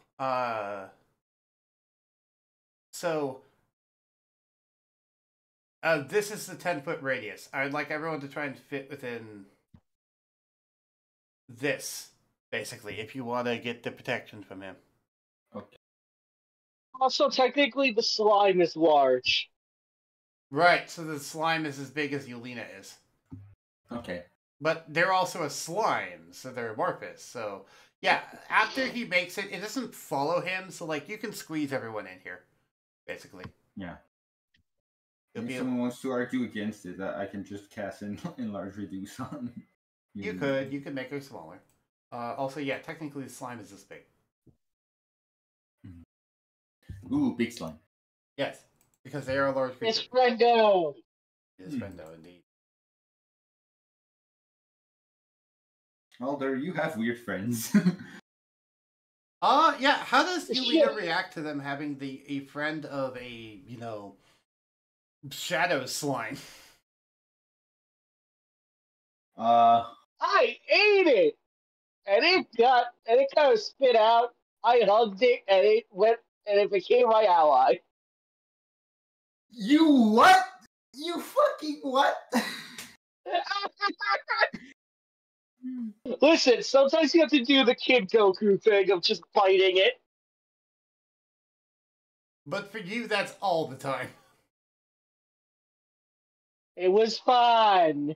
It was fine. We almost got killed. Do I have to roll 1d6 psychological damage for Ulina? Wait, I thought she was immune. How would she be immune? She is not immune to psychological damage. No one is. Nah. That's not the same thing as psychic. Yeah. Oh, fair. I am rolling 1d6 emotional damage. You took 5 emotional damage. Oh no. Anyway, yeah, Ulina, Alder ate and also, how are you having this conversation? I don't know. I was gonna say telepathy. Wait you a second. asked the question. You asked the question of how would she react, and I responded. That was how Ulina reacted, was saying, "You did what? You did fucking what?" I just like you didn't fucking want Alder. Goodbye. Goodbye. Alder, do you have telepathy? Yes. What's the range on it? Checking. I'm going to assume 60 feet. Ravenous. No, the wrong thing. Ravenous. I'm glad I don't have to deal with this. Yeah. Do.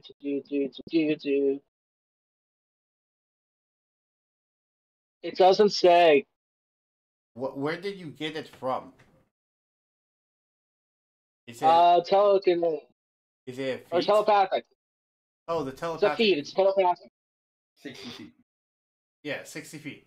All right. So as long as you're okay, desert excursion. Can you please play actual music and not just have silence? All right. So measuring from where the rope trick is, as long as you're within 40 feet of the entrance to the rope trick, you can still telepathically talk to Ulina. Because you just need to be able to draw a 60-foot path to her to be able to telepathically talk to her. Does the telepathic communication need to make a wisdom save? No. I mean, the It's fire like a had to. charisma So... save. I figured I asked just in case because the fire had to.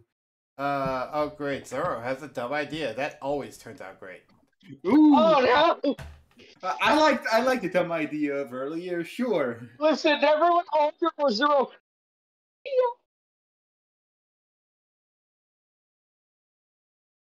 Everyone. Why is everyone plug Oreo? your... Oh, go ahead. I'm sorry, I just got distracted because my screen just said Oreo. I'm like, yes, that's a good snack. Moving on.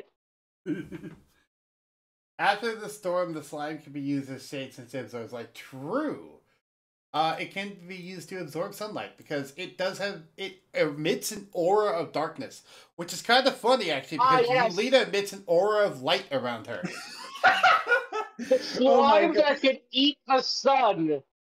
No, they're not going to eat the sun. The two auras are clashing. Oh my god, that is funny. Yeah, Ulina Also, is shining, and then the bubbles is like emitting darkness, and they're like pressing against each other.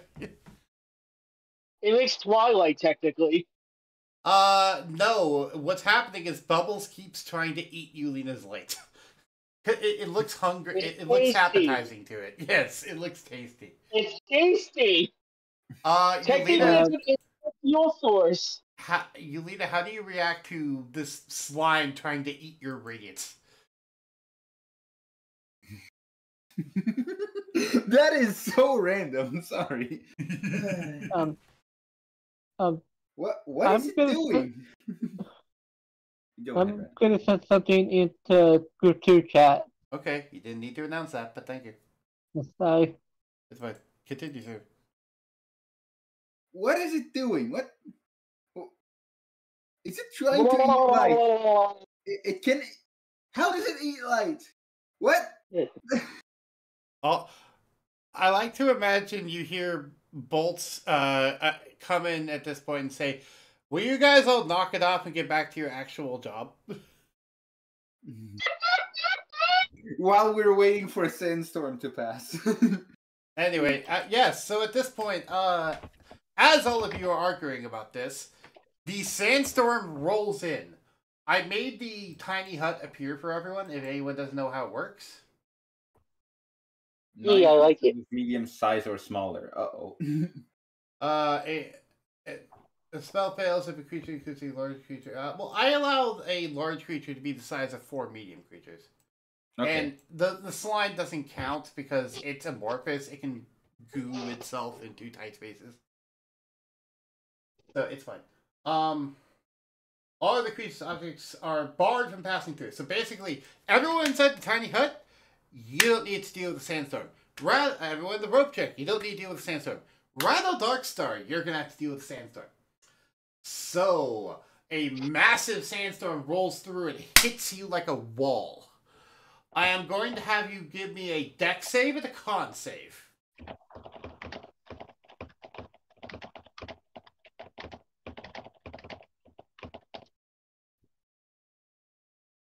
It doesn't hold you in place!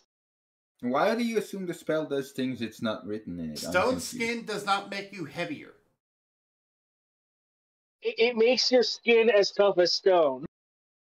Yes. Did you not read the spells effect? It makes your skin as tough as stone, not makes your skin literally stone-like. Also, to be fair, your power armor already weighs a ton, so if you're just looking to weigh yourself down, you're already doing that.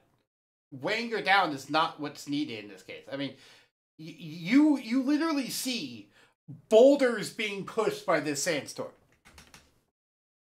What would I have to roll? You are still going to be needed. What were you saying, Rattle?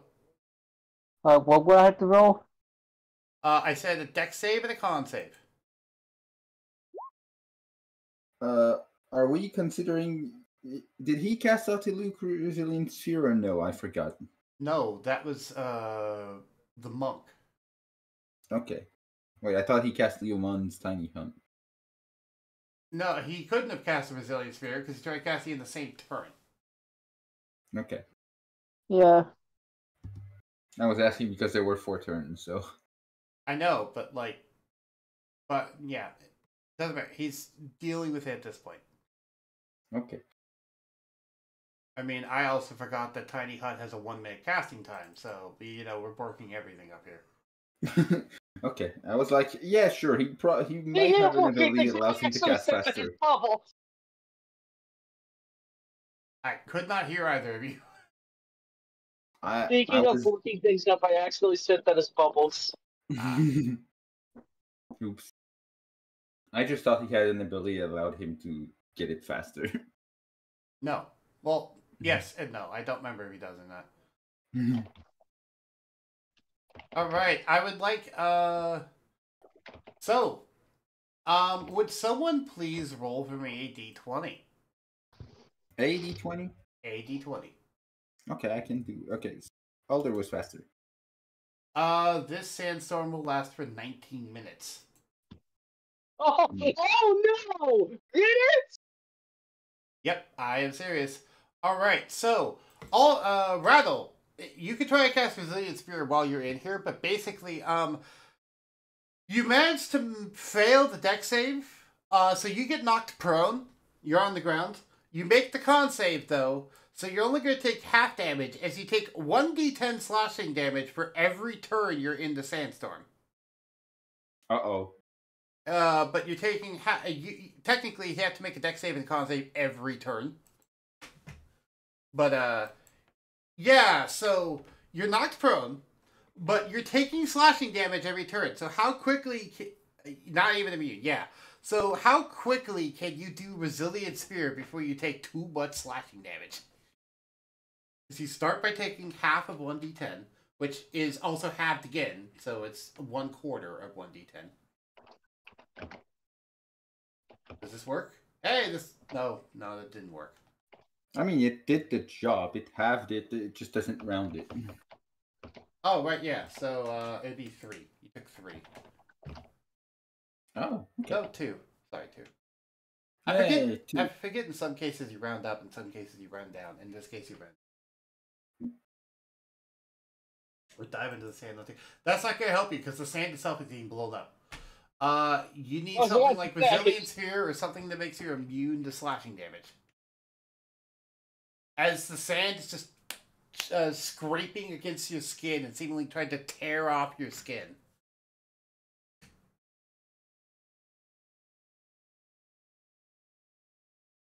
Control weather, but that's too high of a spell. Yeah. Welcome to actual environmental hazards. I haven't done these before. Not in this campaign, anyway.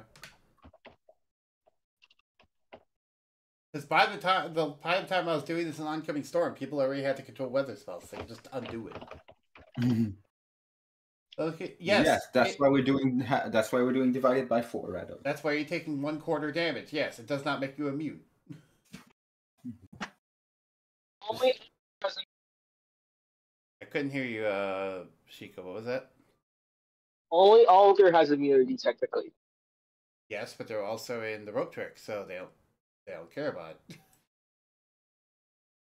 Stone skin does not protect you from that. I think it just wait, no, does it protect you from It's that, or does it raise your? It's non-magical bludgeoning, piercing, and slashing. You think you're bark skin. Ah. Yeah. So there's bark skin, stone skin, and like one other one. And they're all skin spells and do different things, all of them. Iron skin. Iron skin, that's the other one. So yeah, Rattle, are you going to try and do Odalix's Resilient Sphere at this point?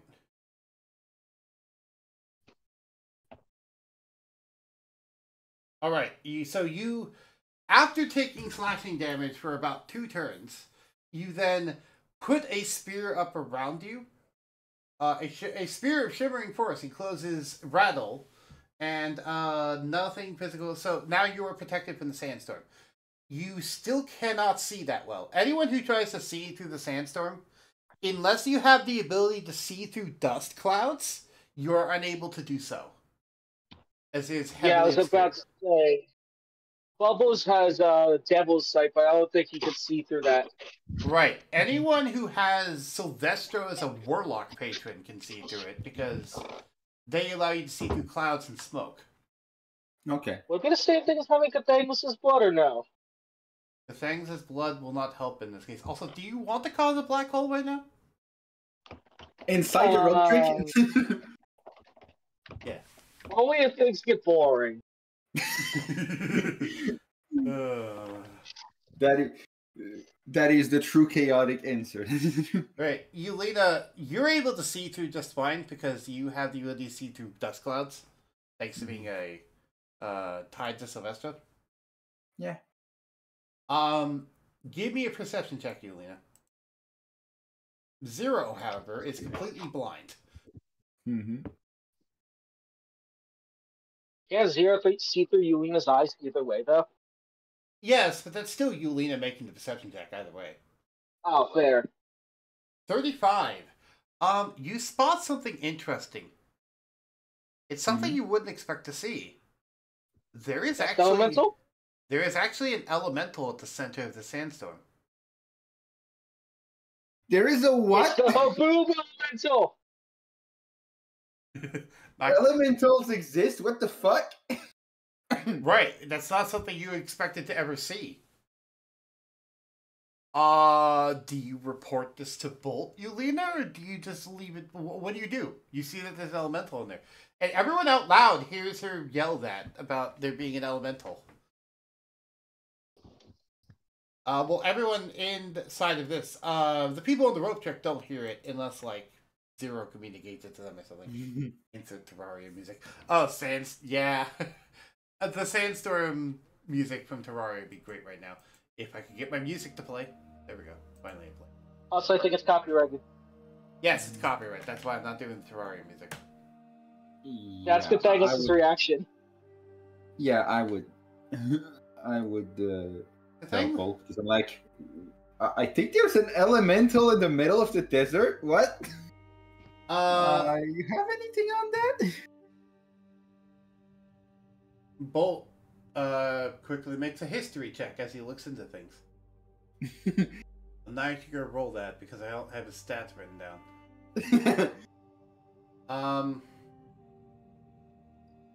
Then I don't know. Just use passive It's or like something. he says, "All right, how big is it?" And you're able to tell, by the way, Ulina, that's size. It's It's pretty big. It feels like maybe close to 20 feet tall.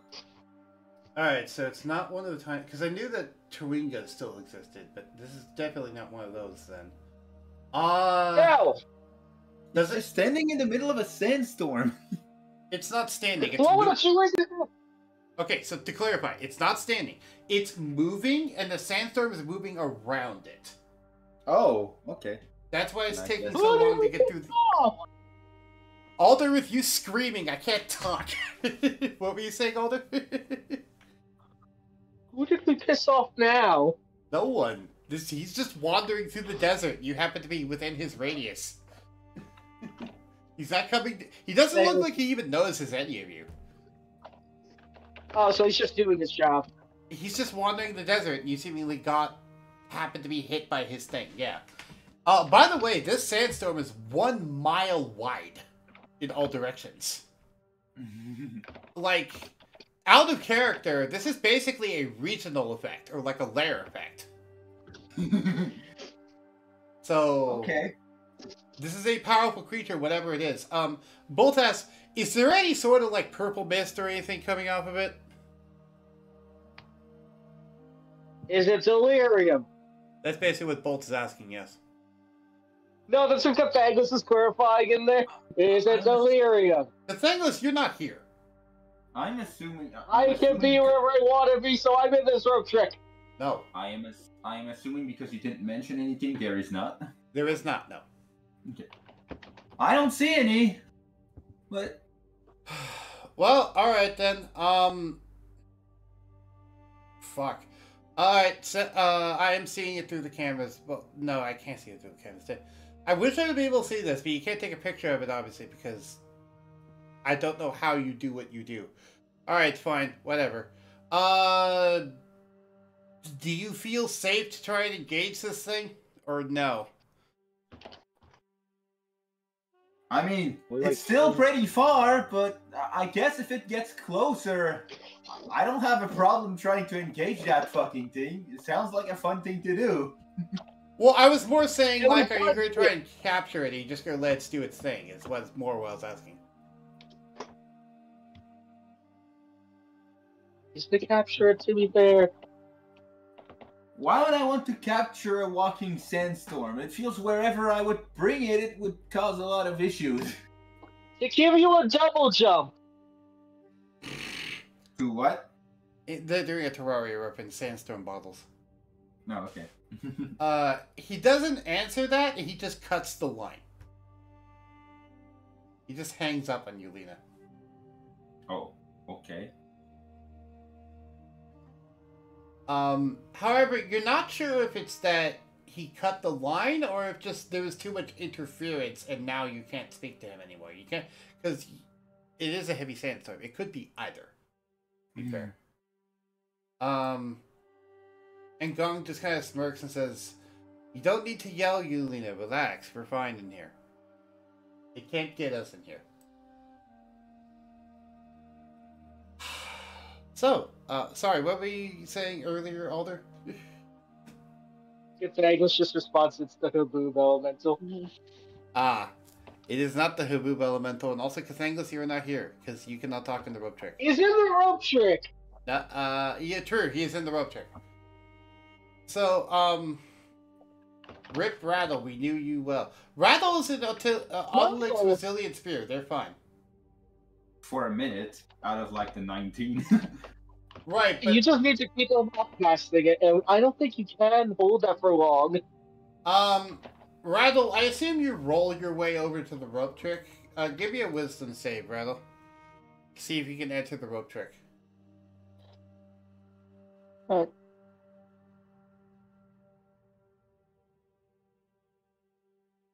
What was that, So Rattle? let's see. Out of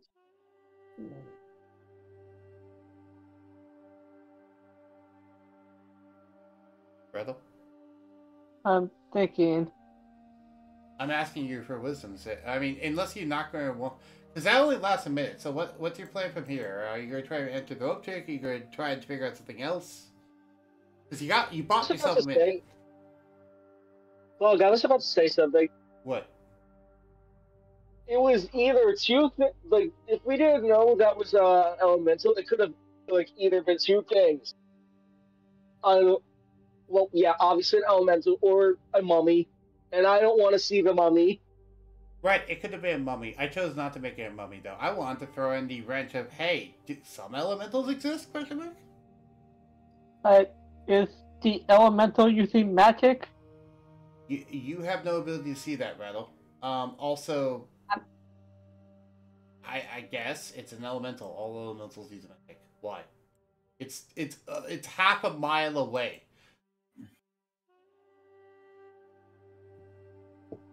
You can't dispel magic from half a mile away.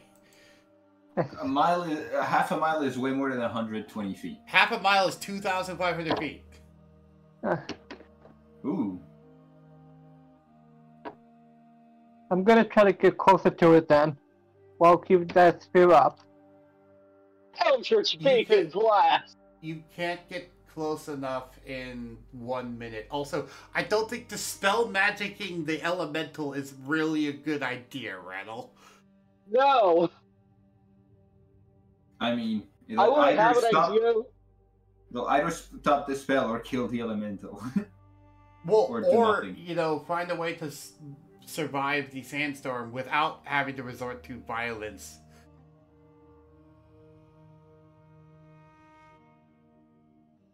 I wasn't trying to go for violence. Dispelling magic, if you got it off, would kill it. Oh.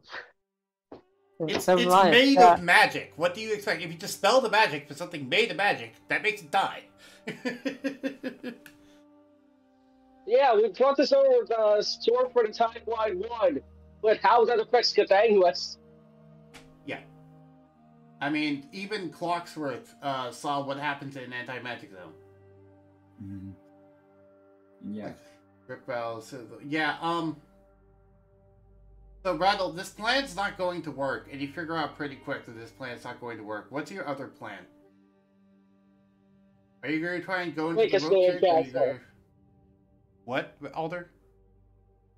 Make a sandcastle. That's not going to help. Appease it. No. Appease the elemental. Why are you? You're going to Misty Step into Gong's. Yeah, okay. So. Yeah. Misty Step into it. Let me double check to make sure there's nothing preventing that Lehman's saying that.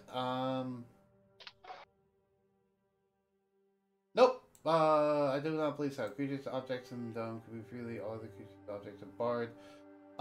Spells and other magical effects can't extend through the dome or be cast through it. I think that still allows teleportation, though. Yeah, I was about to say, I think I remember this from Timeline 1 of Stormfront. You ruled as it would be able to happen. Yeah, okay. So, if I ruled it before as that, then yes, you can Misty Step inside. So yes, you're able to Misty Step inside as the spear finally goes away. And everyone, you're stuck in here for 19 minutes. What do you want to do with your time? I am going to take a small break and go grab some water. Because it's been 2 hours. Everyone should probably grab some water. I'll be back. I'm gonna cast Death on everyone. Ooh. Or a fight.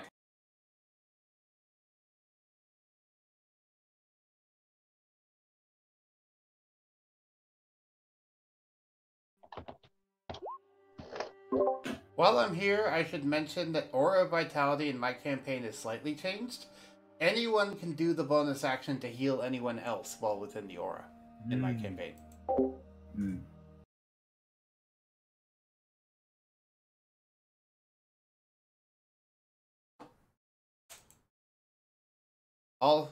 Also, I just now noticed you're showing up as Damien, Alder. Damn it! No, Damien. If you don't know what I mean, Sir, go look at my stream real quick. But anyway, I'm gonna grab water now. Finding the thingy. And we all get 6 HP back. Besides the people in the rook pick.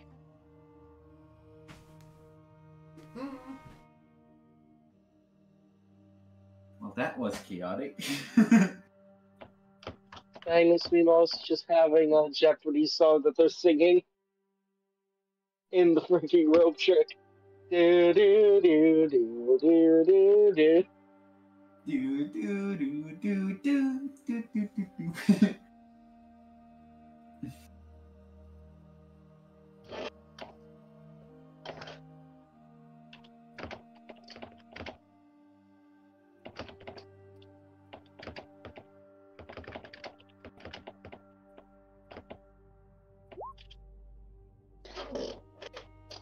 It's gonna cast silence on Catanglus. Catangus is just counterspell. And yes, the DC would hit because their charisma modifier is yes. I mean, yes, the counterspell would succeed, but counterspell doesn't have you roll against the other person. So if Rattle really wants to, they can counterspell, and if they roll high enough, the Catanglus can't do shit about it, and that's funny to think about. That was out of character. What? That was out of character. Do not make Catangus need to Eldritch Bacon. Eldritch Bacon. It was just out of character, not actually in character.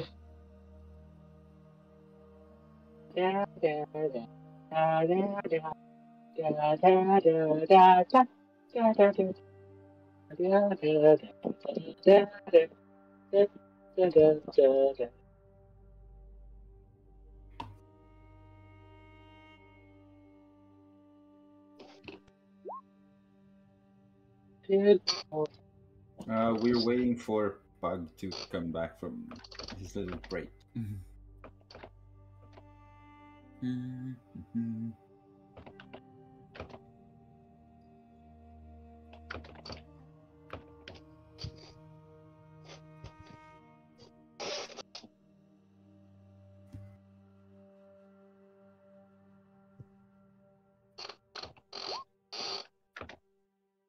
It's 90 minutes of Foxy.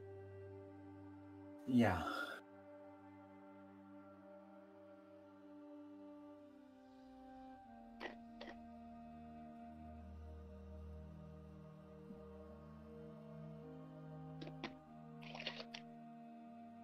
And Foxy, how your thoughts on the group so far, Soda? It's fun to see. It's fun to see almost the opposite of Stormfront, where it's like, yeah, let's not talk for 2 hours and a half. Let's go do the fucking quest. Okay, Right?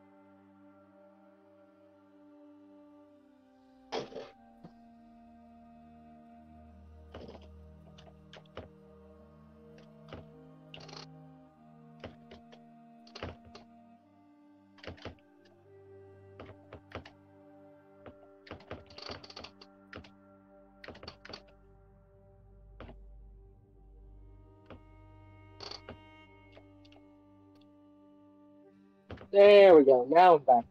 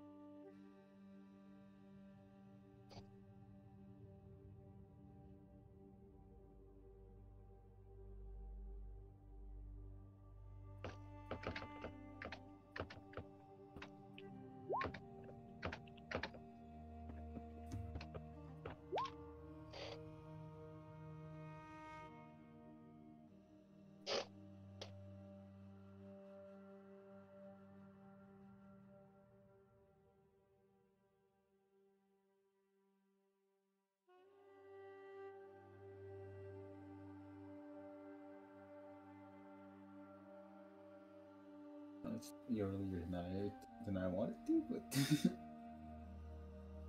it still does the job.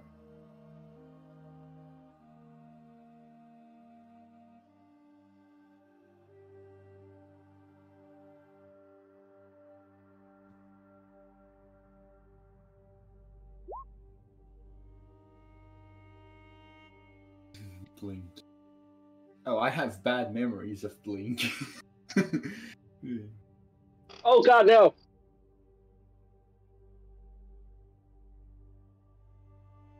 Do you need to? I just realized because technically it takes you into a different plane. But you need to make a wisdom save on top of rolling an 11 or 20 at the end of every turn. I don't think so. I think once you're in the trick, we're safe. I mean, Blink. Foxy rolled. Oh fuck! The Blink spell. It's more so that I used it in a one-on-one fight against a character and proceeded to roll 10 or lower on Blink for the 8 turns of the battle.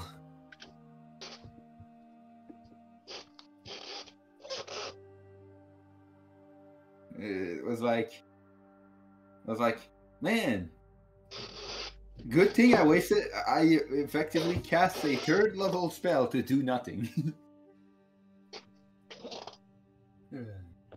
I just got bad luck with it.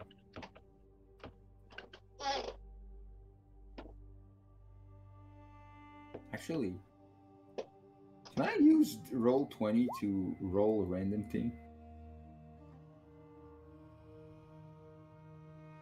I mean, I guess technically, if your patron is able to have a 6-second to split its conversation in, like, I would assume 6-second segments, if not a little less.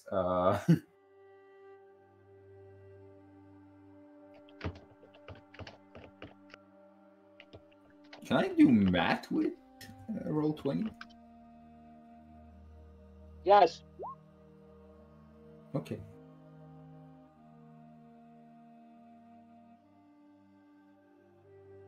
I am now curious what were the odds for missing 8 turns in a row. To be fair, this is how Alder is speaking with Cathanglus. Because Cathanglus can't be heard anywhere outside the astral plane, and this is the astral plane Baron right now.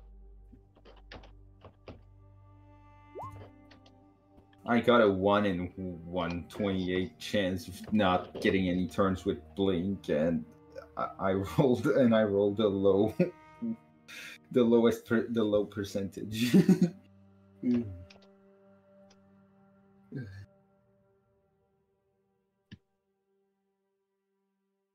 technically you could talk to your patron at all times. Physically, they're not here. They're in the Feywild. The ruined Feywild.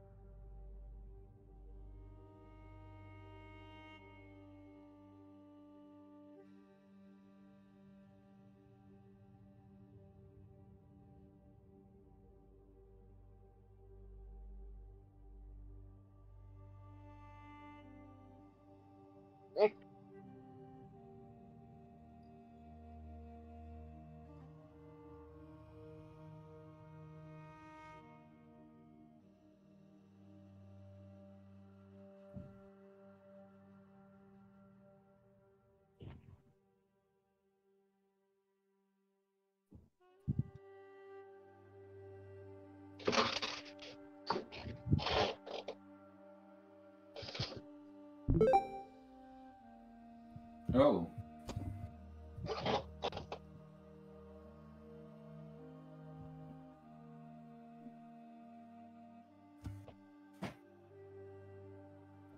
Ooh. Someone posted. Oh god, the fox image.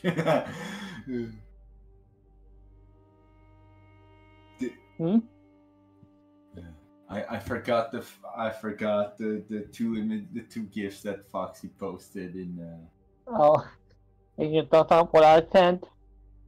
I was about to check, but I re-laughed at it.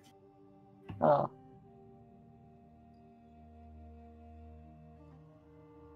Player, you can use prestidigitation as a nuke. Me, the DM. What? Prestidigitation says it can warm a substance, but doesn't specify by how much. Therefore, you could heat up a single atom to nuclear fusion levels of heat and use it as a nuke. Jesse, it's a fucking cantrip.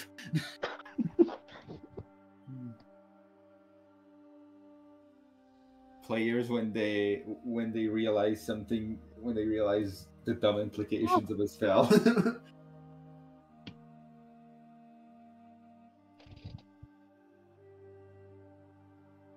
My favorite.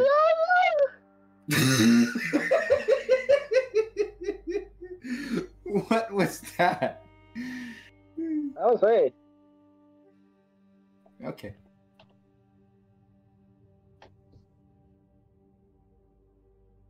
Yeah, it feels like cheating the genie's rule, like the many memes of there are only 3 rules, and then you say something dumb, and then the genie says, "There are now 4 rules."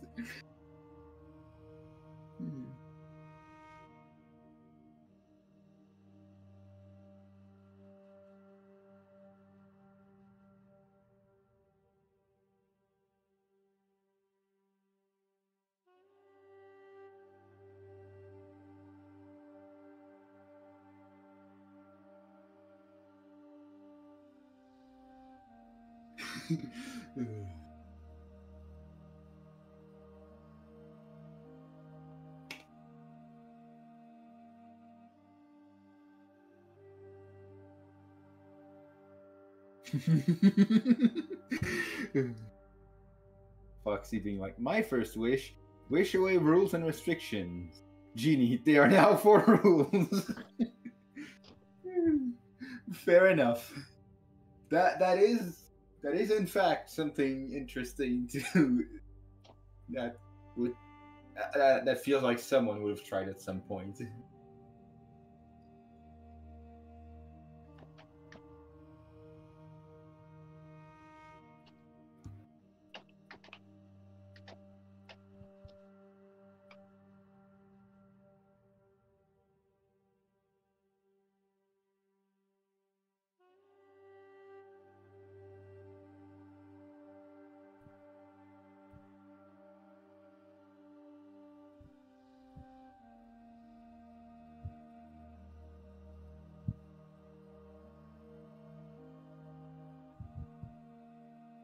What would be your sheet for the genie's wishes?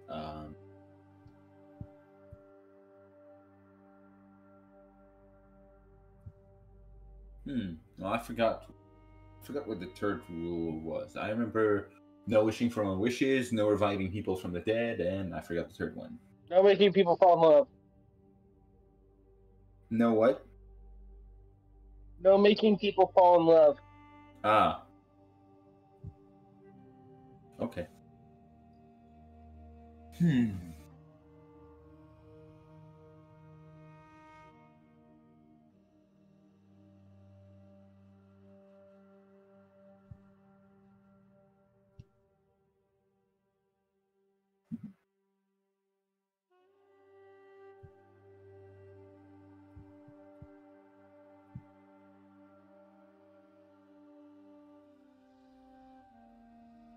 Yeah, no, other than your idea, I don't see how I would work around the rule.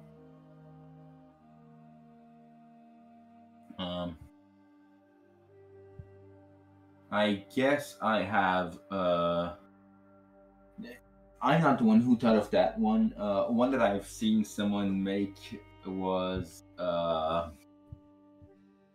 writing a bunch of things on a sheet and say, I wish that everything on this sheet becomes true.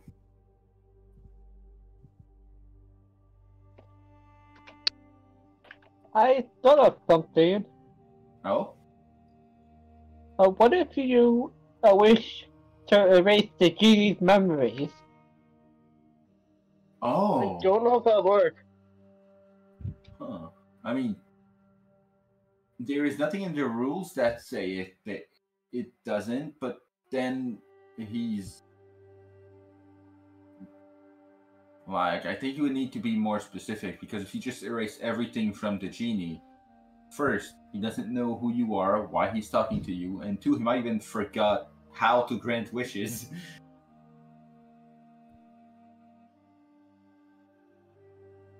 I meant just a memory of you. That's it. Okay.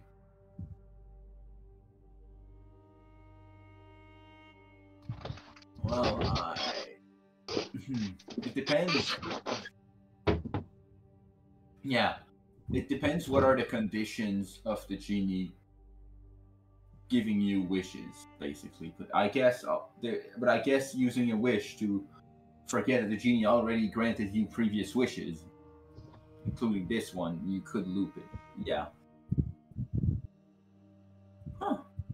Yeah, that's pretty smart. It's not technically breaking the rules. You didn't wish for more wishes. You just changed his memory. So the genie says, "Oh hey, you didn't have wishes yet. Let me give you your 3 wishes." You're not actively asking for more wishes. The genie just forgets you've already done it, so he gives you more, quote unquote, out of his own free will. Yeah.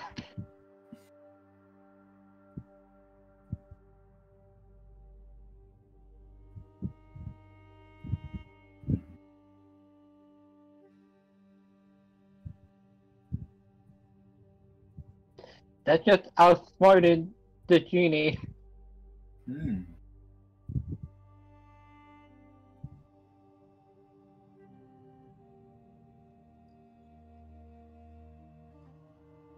Yeah, that's nice.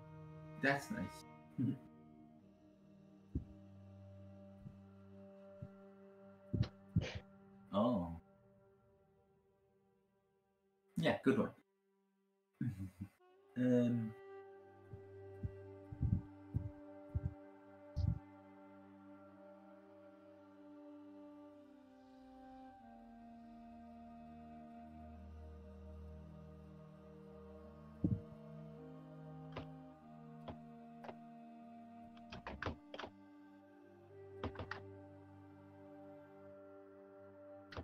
Anyways, let me read what's written in the group 2. What would you be achieving love?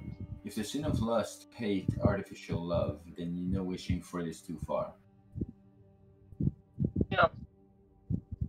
If the genie doesn't remember giving you the wishes, he can't grant you more. If it works like that. Oh, yeah. Technically, he doesn't know, or she doesn't know, that you cast a wish to make them forget. Mm-hmm. So technically, you're not breaking the rules. Mm-hmm.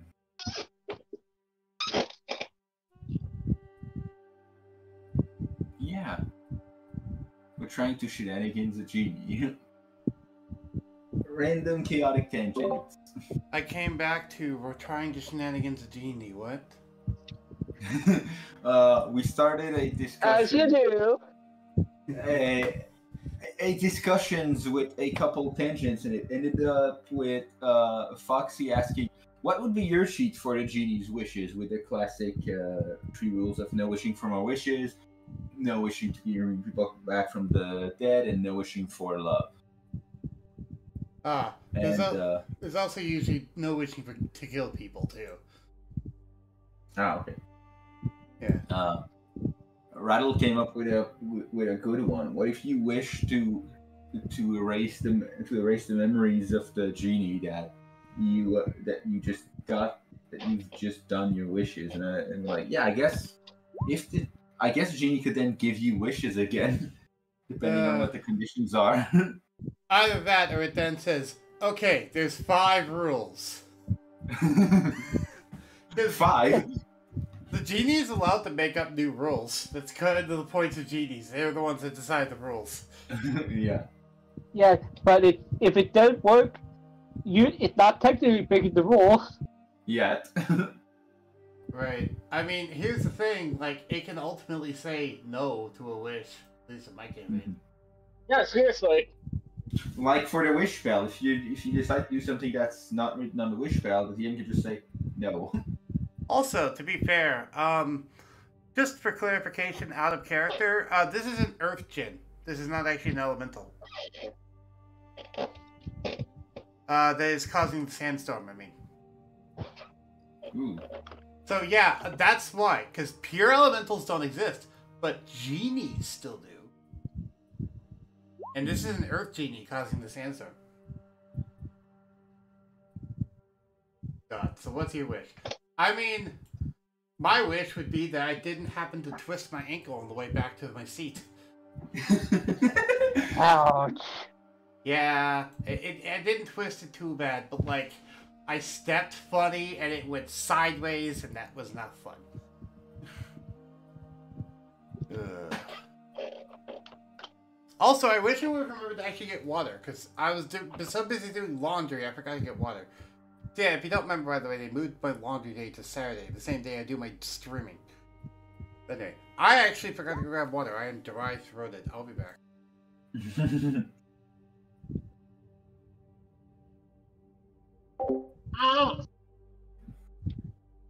The sound of I forgot water.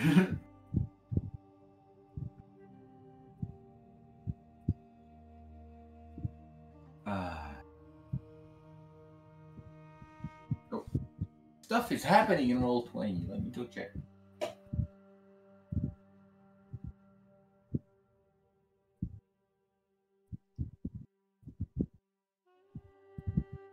Oh, that's cute. So what's your wish? Oof, I will give you one more wish. That sounds painful. Thank you. Oh.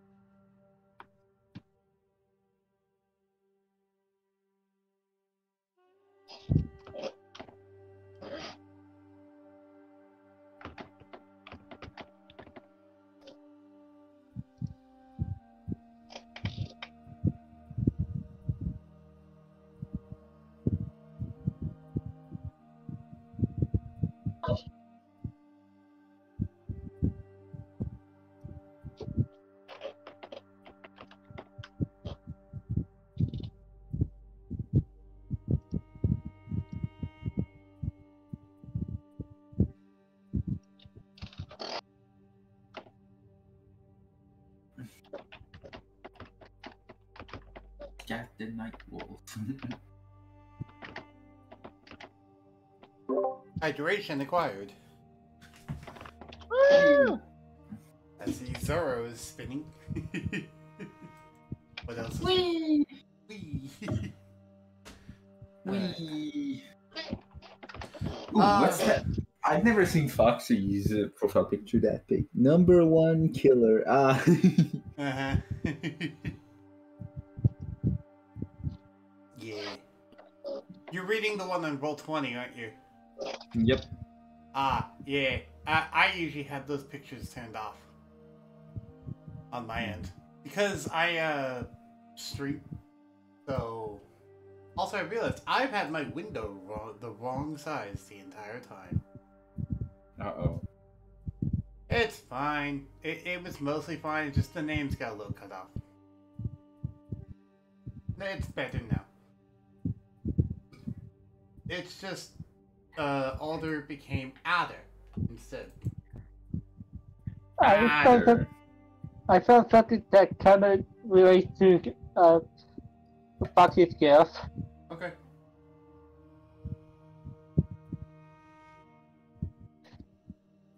Nice.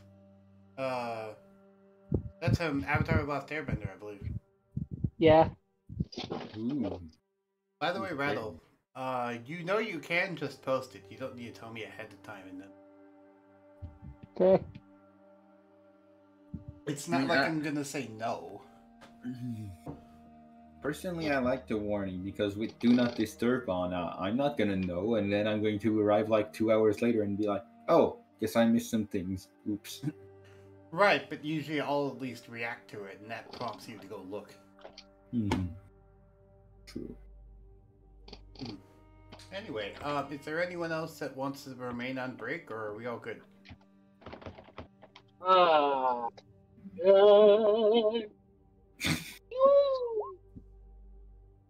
don't know if that's a yes or a no. I don't know if that's a break or a. I believe that's an acknowledgement that they're good. I've gotten it that of it speaking shika, that I think that means that they're all good. Speaking shika. I swear they have a language all their own. By this point. See, I know what that meant. Zorro is just being an attack helicopter. How?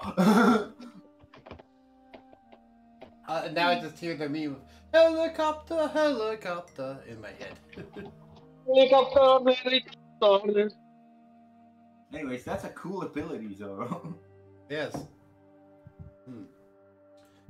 Alright, Rattle, are you ready? Yeah. Alrighty. Then we're all ready. I'm getting off break. Did I redraft the thing away? No, I did not. Sorry, they're clapping for some reason. I do not know why. Oh! I also forgot to open my core temperature program, so no one could see my computer specs. There we go. Now you see whether my CPU is melting or not. Currently, it is not melting.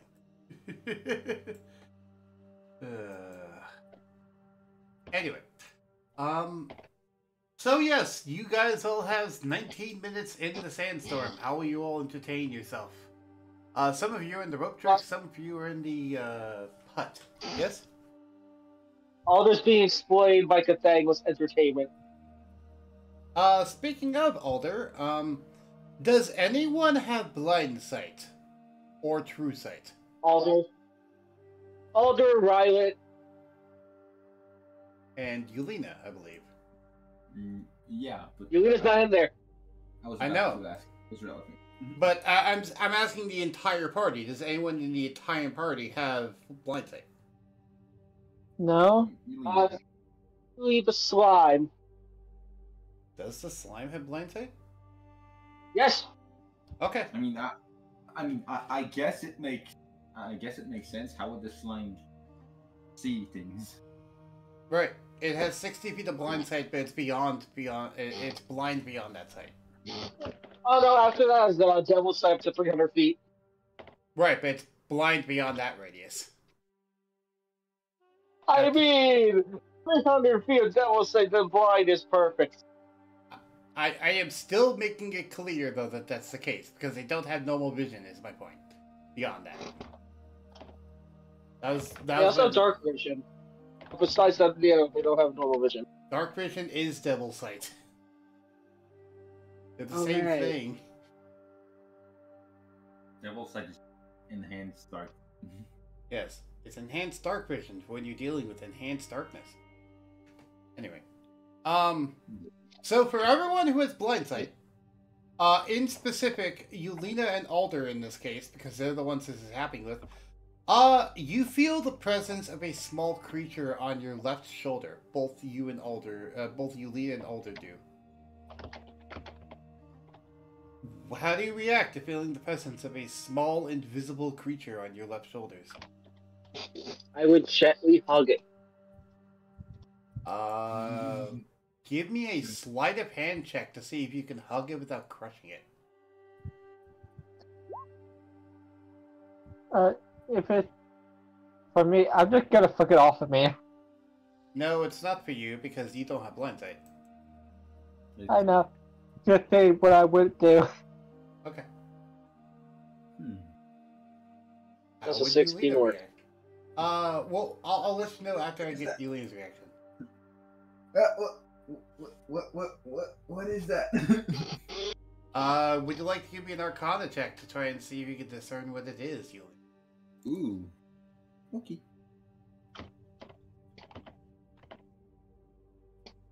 As for that, the sleight of hand does work, and Cathangless tells you what this is, Alder. Dang. Meanwhile, Ulina passed. Go ahead.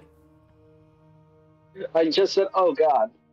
So, Ulina, with Zero's help, Ulina's able to identify it. Zero, Ulina, Alder, and Cathangless. These are desert chewingas. And specifically, the one on Ulina's shoulder, which she can't see, but it's invisible, is actually a little desert chewinga that she's had on her shoulder for a while now. She just hasn't noticed till now. And you can tell because it kind of has like a replica of her outfit that it's wearing. Because it thinks that she is cool. Wait, I didn't even know Chewinga can spawn outfits. Yes, they can make outfits. What were you saying, Rattle. do they take the appearance of what they are on? What? Do they take the appearance of anyone they are on? No. They are able to fashion clothes, though, to try and replicate people that they find cool. Because they are curious little creatures, and they like watching interesting people. And evidently the interesting people in this party so far is Ulina, Alder, and Zorro, actually. But Zorro doesn't know he has a chewinga. If it's actively touching him, I wouldn't be surprised if he could at least sense it. But no, you're not able to physically feel it. okay. You could only tell it was there because you have blind sight. It's just like Cathangless and Alder for that moment have the same reaction. Right. Also, Gong Friends. has one too. Friends. Yeah, friends. Gong has one, and Rattle. Rattle does not actually have one. Not to call you out, Rattle. Just your first instinct to flick it is not a good indication. Sorry. No worries. I'm not blaming you. All right. So we notice, for example, Zero doesn't have one. The girlfriend doesn't have one. I mean, if the girlfriend had one, she'd likely burn it. Let's be honest. Okay. She might have had one, and then she fireballed something from too close and burned the crap out of it. Yeah. What were you saying, Rattle? I was gonna say I mixed up Zero as Zorro. Yeah, Zero and Zorro are very similar, and Surtur and I mixed up many times in our calls. Yeah. Yeah.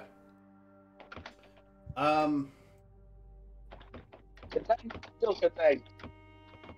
Cathanglis, you actually recognize Zero. Well, actually, no, you can't see Zero. You're not in the rope check. Damn it. I was about to say, unless you physically comes into the rope check, I know that I won't be able to. Cathanglis cannot see. Alright, so, for everyone with a Chewinga on your shoulder, so that's Zorro, Ulina, Alder, and... who is the other guy? Gong. Was that everyone? Yeah. Yes. All of you roll me a D100. Go ahead. Oh no, Bubbles wouldn't have one. No. Oh. Ooh.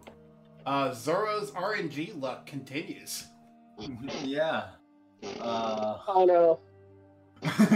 No, that's good. No, but... This is good. So... You rolling a 37's good? Well, no, I meant it's good for Zorro. Keep in mind, there's no bad result here. It's just whether you get a benefit or not. So Zorro is the only one that actually... Zorro, despite not being able to see his Chewinga, but, Cathanglis can see it, it likes him enough that it's deciding to give him a charm. Hey, Zorro, you're going to get a random charm effect. Time to... Hey, Zorro. Hey, God, can I have luck? God, sure. Cathanglis, sure. Yeah, no, I like to imagine Cathanglis is just pretending to be God because he thinks he's talking to God. What was that, Shika? You turned into a robot. I said, sure, right, child. Alright, you acquired the Charm of Dark Vision. This charm allows you to cast a Dark Vision spell as an action, no components required. Once you use this charm 3 times, it goes away forever. So you just permanently have this effect. Now, 3 times in the future, you can cast Darkness as an action for free. Darkness or Dark Vision? Dark Vision. Dark Vision.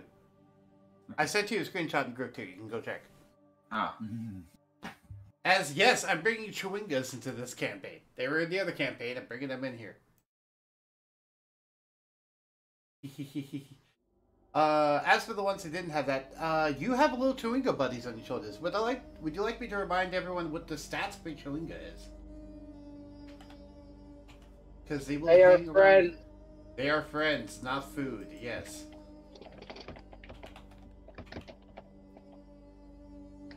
Zorro, you don't need... I know you need to eat a lot. Don't eat the Chewinga.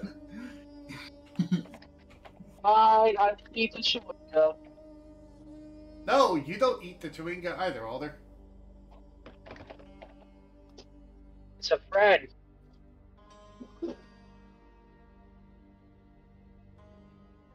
How do you spell Chewinga?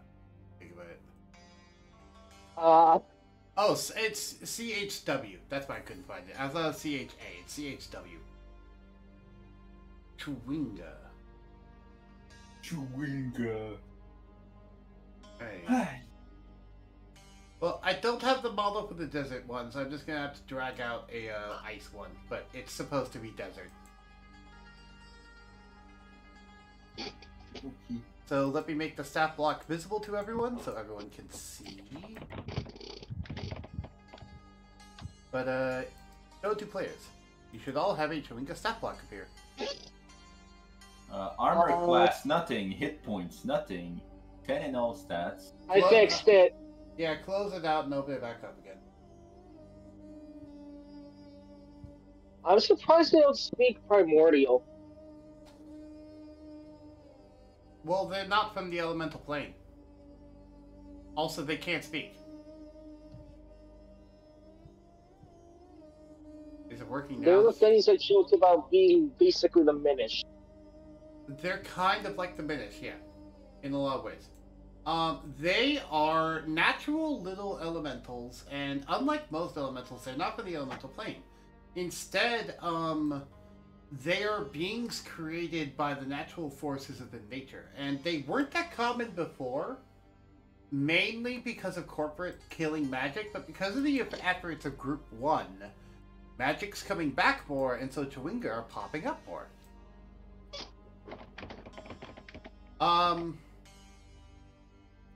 Notably, the reason they're hard to... Who did that? Did what? Turned it, press the gear in the top right. I tried to spell friend. Anyway, well, that appeared as gone. Here, you can do that again. I was trying to put the natural shelter ability. This is the reason why they're really hard to spot for most people. I posted it into the chat for everyone to see. But, yeah. Also, they have a +7 to their stealth with, at will pass without trace. So they basically have a permanent +17 to their stealth. And then they can hide inside an object. Which, on top of notably, yes, they are both currently using Pass Without Trace, meaning all of you guys are within the range of Pass Without Trace and have a +10 to your stealth right now. Ooh. Because remember, it's an aura. It affects everyone around them. Keep on forgetting that they can just pass without trace other people. Well, Pass Without Trace is a self-spell that affects an entire range, if you remember. It's not whether they do it to someone. Here, I'll bring it up so everyone can see. For those that forgot what the Pass Without Trace spell is, here's the Pass Without Trace spell. It should have popped up for everyone.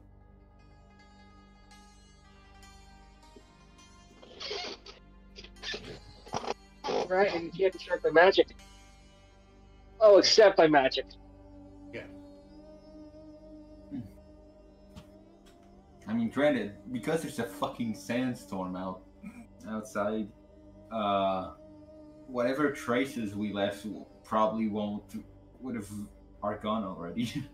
Yeah, true. I guess once it ends. Do keep in mind, though, as helpful as they are as little friends, they do have 5 HP. They are fragile little things. They're That's nearly as all fragile as shows the hug. commoners. They're nearly as fragile as commoners. So yes, Ulina, treat them like civilians. That's how weak they are. This is why Alder, given the choice, chooses hug. Better than your other instinct, which is choosing eat. It's friend. And If Bubbles it was doesn't attack this, I shouldn't eat. Bubbles was a friend too, and you ate them. Because it attacked first. Fair enough. So yes, for those of you familiar with my old campaign, you already know what Chewingas are. For those of you familiar with, so for Zorro, who is only in this campaign, yes, Chewingas will be a common occurrence. Basically how they work is, for every 24 hours you spend in one location, I'm going to have you make a D100 roll. And, every time you get a certain amount or higher, you will get a charm effect. I believe it's like... What was that? Chewingas also adapt to any environment they are in. And Right. yes, I've seen images of Astro ones that wear spacesuits, and it's adorable. Yes, and there's currently... and all the ones in here are mostly just sandstorm ones. But there is also city ones, too. They'll adapt to any environment, which is why they weren't killed by corporate. Because corporate literally can't kill them. They're just a natural byproduct of magic. Yeah. And also they can That's what hide in happens rocks. when nature magic gets condensed in one region. Yep. Anyway, you were saying something? And also they can hide in rocks and things like that, which, like, unless you want to destroy all the rocks in the world, Right, which, to be fair, they did a good job. Look at all the deserts around. Anyway, so, is there anything else any of you would like to do over the course of the next 19 minutes? I mean, Cathagos is just going to explain the purpose of Chewinga.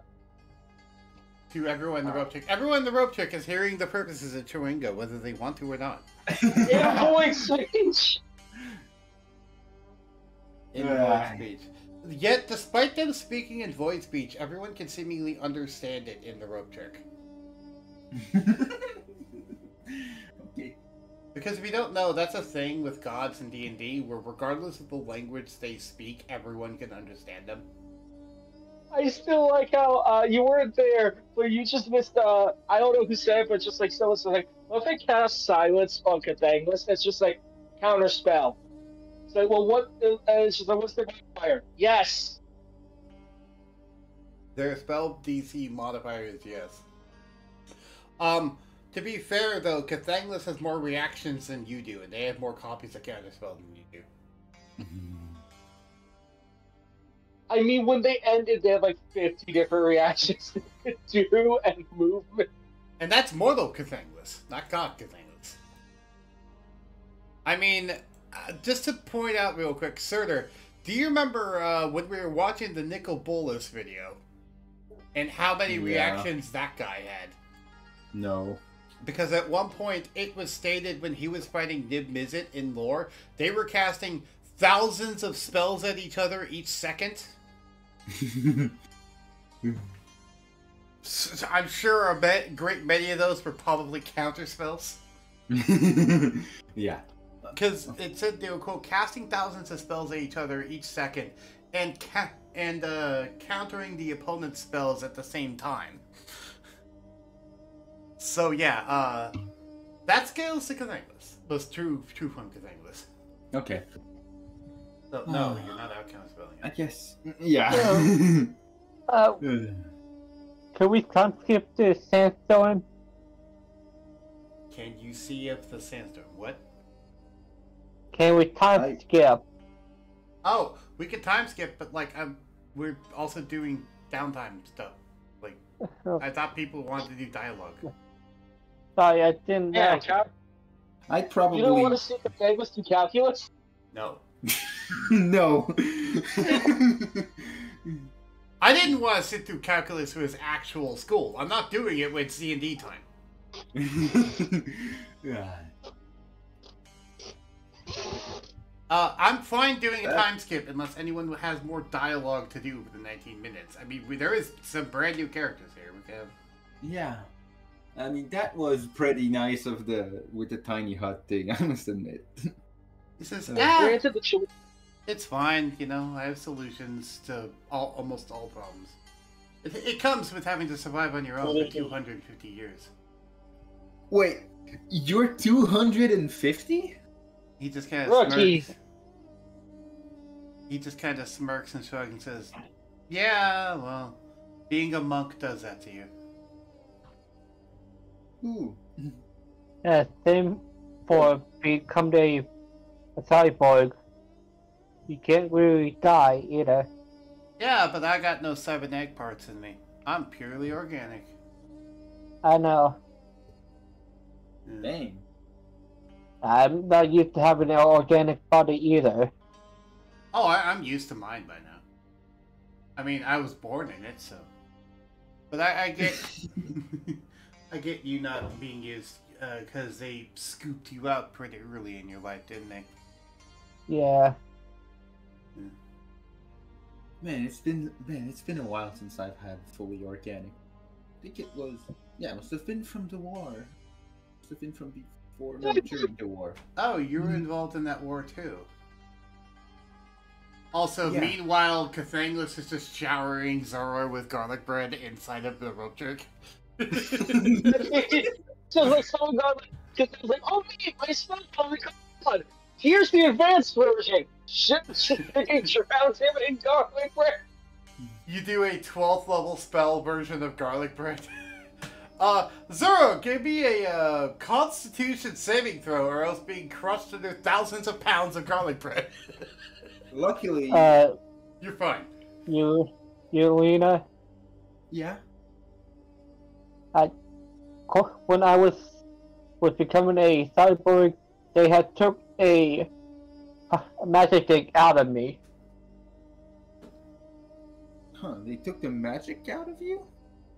Yeah, Mm-hmm. but somehow I have got it back with this body. Huh. That's weird. Ulina, give me an Arcana or Religion check.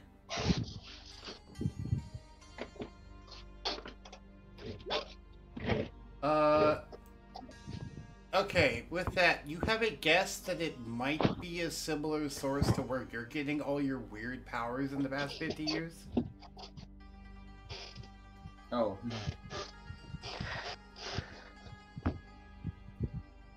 That's what she guesses. Oh, so, you remember that beam of light from the sky that was out of Corby's place? Ulina doesn't know about the dragon breath thing you did. Yeah, I was I about would- to ask you. Yeah, I was gonna tell her about it. Oh, okay, go ahead. Well, that would be releasing something from my mouth. Ooh, I know that. I just think of the as like as the river shakes that I've been made as a piece of me in every single drink. I have no How's idea it- what your thing is talking about. Me neither. If you don't know, it's basically a shred that's like once you drink it, you teleport somewhere eldritch and get like ripped apart in half by something. I'm just terribly annoying that thing, but You're You're not with it. Anyway, you were saying Rattle and Ulina? Oh, you can do that too, huh? I mean, here would not be the best spot to show it, but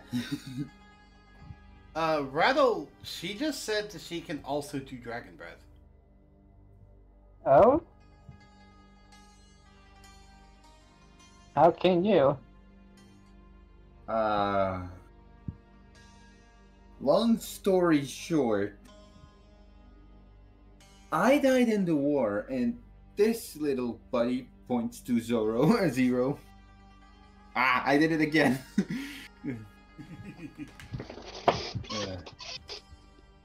For some reason we don't fully understand yet, broke from his programming and tried to save me?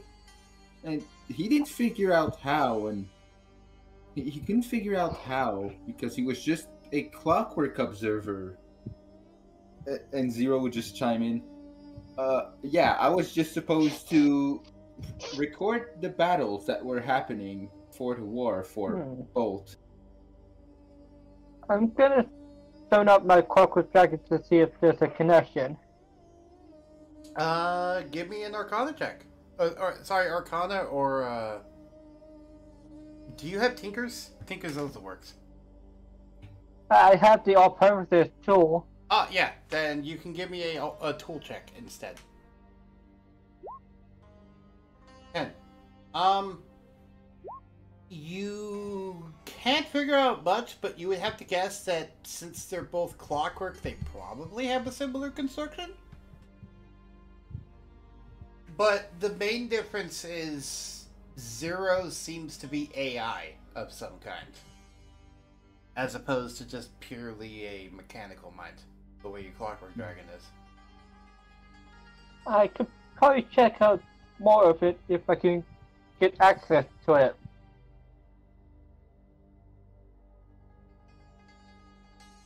You'd have to take it up with Bolt. I'm if he wants to see you to have one of his clockwork tinkered with. Meanwhile, Jessica is just currently playing with Bubbles, who's gurgling in the corner. Because Bubbles And is making symbols and these can't. Jessica's enjoying the fact that Bubbles is flammable. And it's just like setting pieces of Bubbles is on he? fire. Yes. He has the flammability of tar. Ironically, he's not vulnerable to fire, just radiant. Right. He's not vulnerable to fire, but he is very conductive of fire. So yeah, she's just like setting pieces of him on fire, and he's just setting himself out while making hand symbols and thieves' can't. And his response is, I can't do the shadow wiggle. Aw. Small pause of just. Are we sure this is fine in the on the little hut thing? Gong kind of waves his hand and says, "It's fine. He's a buddy. I can understand what he's saying." Yeah, Okay. just don't try to attack it. I did that and it hurt me. The middle finger is a universal language. Thanks, Zorro.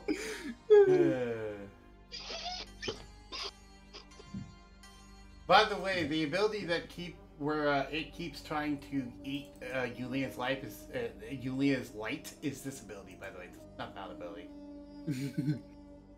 Or it extinguishes one natural or magical light source within 60 feet. Which, fun fact, that had an interaction that is probably a bit unorthodox earlier. Do you know what that one was, Surtur? What? When they fought this thing in the underground sewer, it snuffed out the light from the Circle of Stars wild shape transformation and turned off the transformation. Oh, that's interesting. Because it eats the magical light source, and if the magical light source is coming from an effect, it eats the effect. Numb. So, yeah, that's why Ulina's not letting it eat her light, because it turned off her powers. I love how it's That probably dangerous. just. I love how it's probably just the cartoon thing of like two people going back and forth, opening and closing a switch. Just turning on and off the light switch. Yeah, I feel that's what's happening right now. He's probably complaining like, "Why am I stuck in here with this thing?" Yeah, I feel like mid sentence trying to explain the whole the background. They're just okay. Can this thing fucking stop?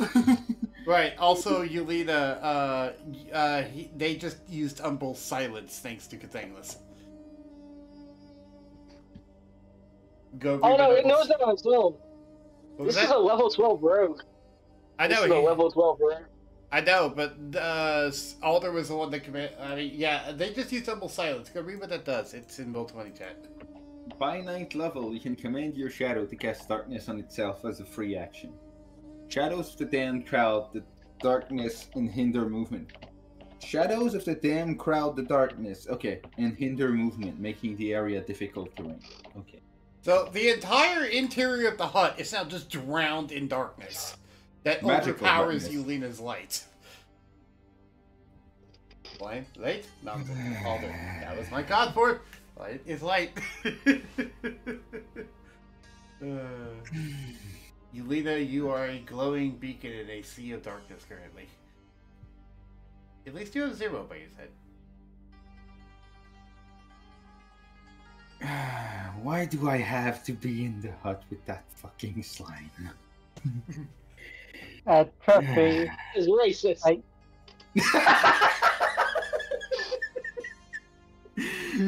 Sorry, what were you saying, Rattle? just be careful not to anger it or Alder. Yeah. Also, do not, under any circumstance, hit it with lightning or slashing damage. Oh, well, I mean, that would be beneficial for you guys because it's an ally, but yeah. It has the black thing. Yeah, if you don't know, sir, it has the black pudding thing where if you hit with lightning or slashing, it will duplicate. Ooh. Oh, so, but I sent you something in DMs. Yeah, I also looked at Foxy's gift that he posted of Rattledarkstar's Dragon Breath. Yeah, no. I'm saying out loud so Surtur goes to look at. Rattle Dragon Breath be like. Sure, hey, Alder. Cathanglis is showering you with catnip. I would eat it. And then you begin to give me a Constitution save. I'm immune to poison and poisoned. Okay, are you immune to hallucinogenics?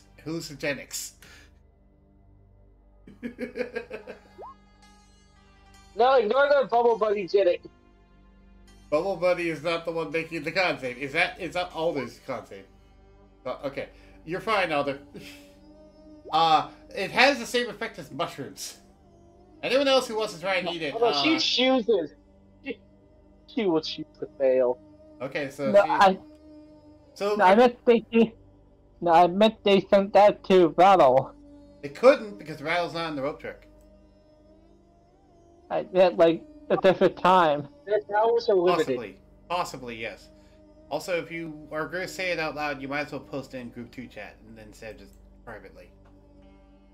The thing I said to Bug is, for some reason, I imagine Alder or Katanga secretly sent Rattledarkstar some dragon nip or catnip.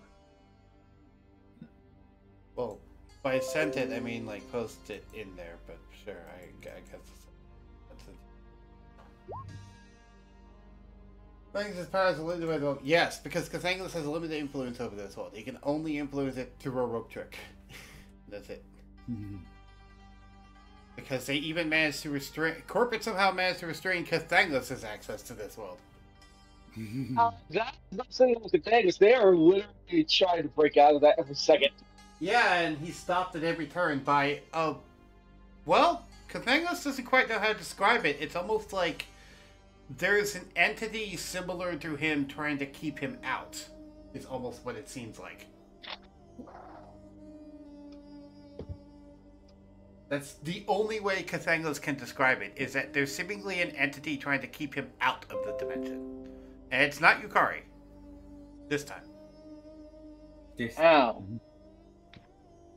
You don't know how. It's not giving you answers, and it doesn't have a face. Get a face already! Katanglis, let me in. No. Yeah. I love that. Get a face already. What is wrong with you?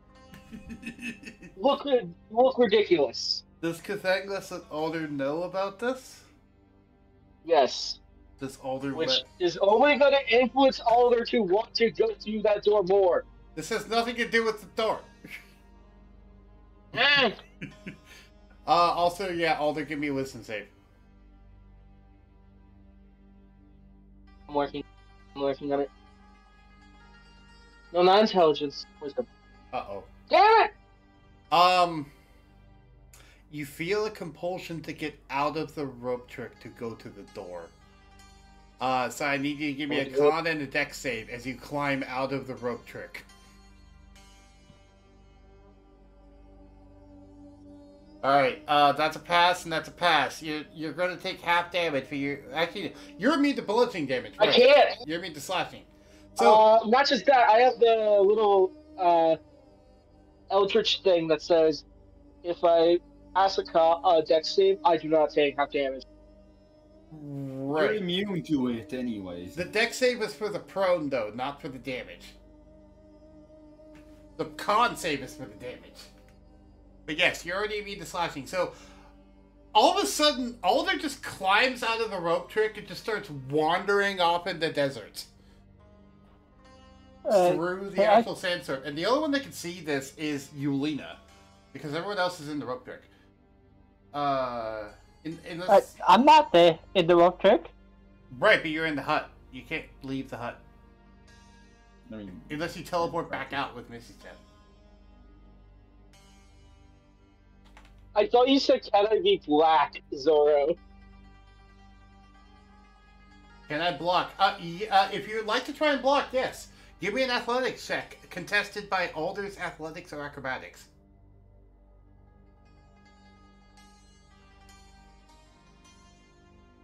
Alright, do you have any sort of advantage, Zorro? Or no? Alder, would you be trying to fight against it or no? Because this is the thing pulling you towards the door. Alder's just going with it. Right. So, unless you have advantage, Zorro, which I do not believe you do, then no. I ruled that she's at a nat 1, which means she doesn't even know what's fully happening. Right, she's lost control over herself.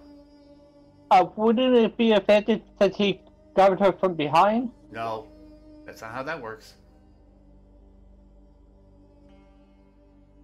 That doesn't work. I'm immune to charm. Yep. So, now Alder's just wandering through the desert. Alder, go ahead and roll me a D100. Okay. Yep. Frick. Besides, it didn't even roll enough hit points. Alright, so for 37 minutes, you are wandering in the desert towards the location of Bolt's base. Oh, okay. And you wander at your regular walking speed. I would have. Okay. Yes. You would what, Soder? I feel I would have probably reacted. Well, okay, you could have reacted. What was it, Rattle? I was gonna say, wouldn't you tell Bolt what's happening? Well, let their characters react on their own. Yeah, Rylet is freaking out. How is Ulina reacting to just seeing Alder walking out in a seeming daze as if she doesn't know what she's doing? It's just wandering like a mummy through the desert.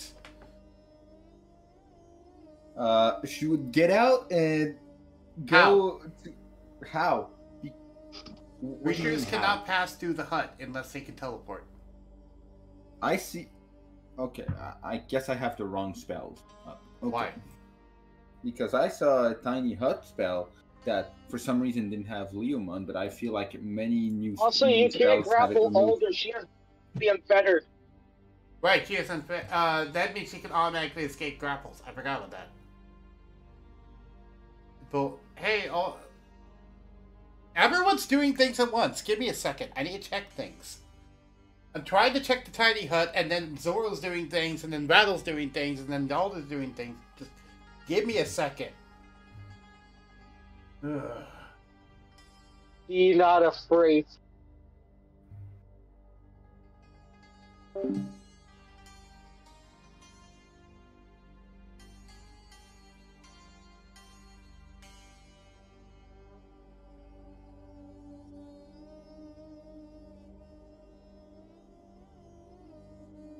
Okay, yes, Surtur is correct. They can leave the hut.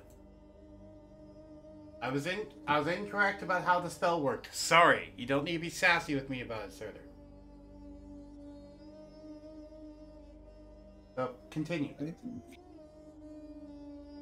Okay. Well, I didn't know about the unfettered, so I would have probably the idea I had was that I would have went outside and tried to grapple it and like, Alder, what the hell are you doing? Alright, so First give me of a all. con and dex. On deck. Does Zero go out too, or just Ulina? Just Ulina. Alrighty. Because remember the whole can't go too far away from the soul bonder thing.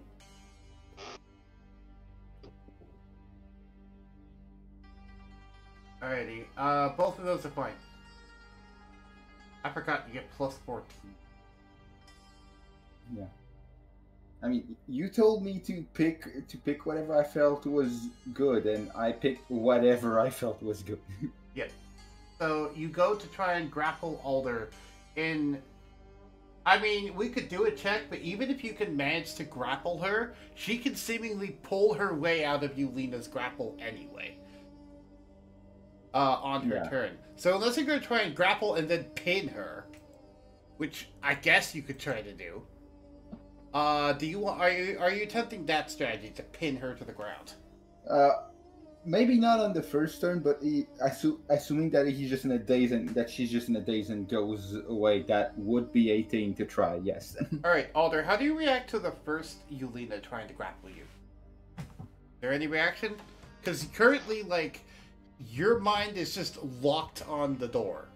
You don't really hear or see anything else right now. So how do you react, Alder? Singularity. You cast Singularity?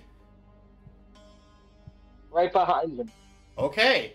Alder is using Cosmic Void powers. Ulina's never seen those. Ulina, give me a Wisdom save.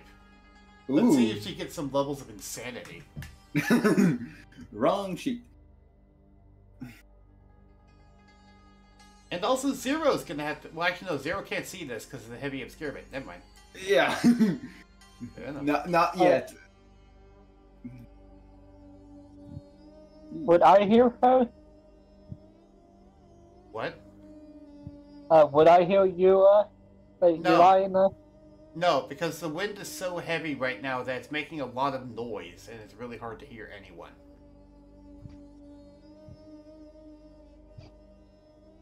So, yeah, here's what Singularity does. Basically, to summarize, Ulina's gonna have to spend 2 feet of movement for every speed that they try to move towards Alder, and Alder can, like, do a pulling effect to pull her towards the center of the Singularity. Where are you like your Singularity, Alder? Ping on the map. Where am I? Gimlet? You are right here. The map is big. Alright, so you're doing it to her side, not behind her? Behind her, I mean. I have to, like, zoom out to see, and then I just have to, like... And then it messes things up badly. So, right here. Alright. Give me a hot second to find something, a good enough art asset to use. I haven't actually prepared an art asset.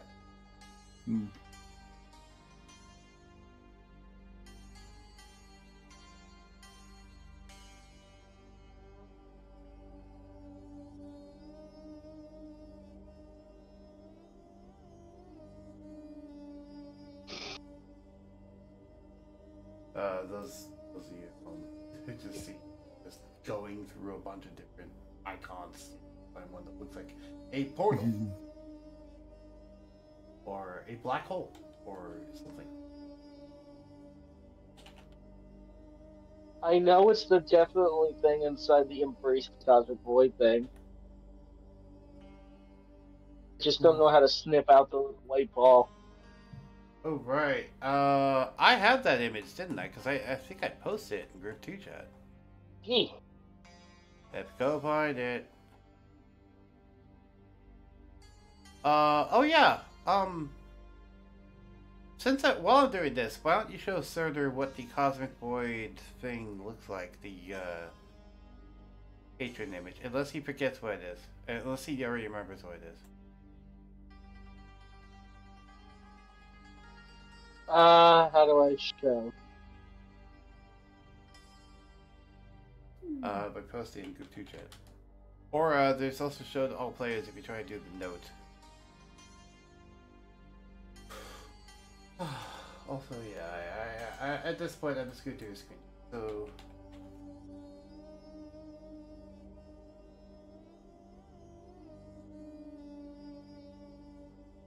I clicked show to all players, it should have popped up for all of you. Ah. That purple sphere in their hands is the one that they summoned behind you. Ooh. I'm just gonna quickly snip this.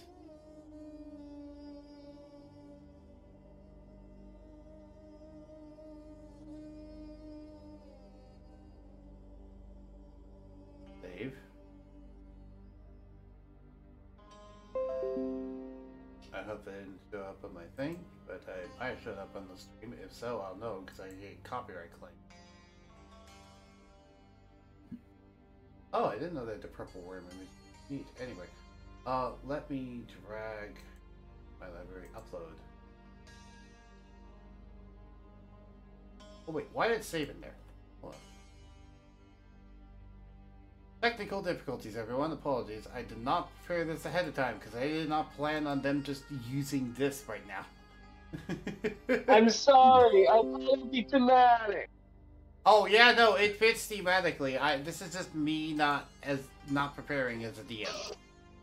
I was so busy worrying about preparing for like Ulina that I completely forgot that Alder has their own stuff. Yeah, we. So this is what it looks like. You bring it down here? It's all just right here. Yep. Alrighty. Yep.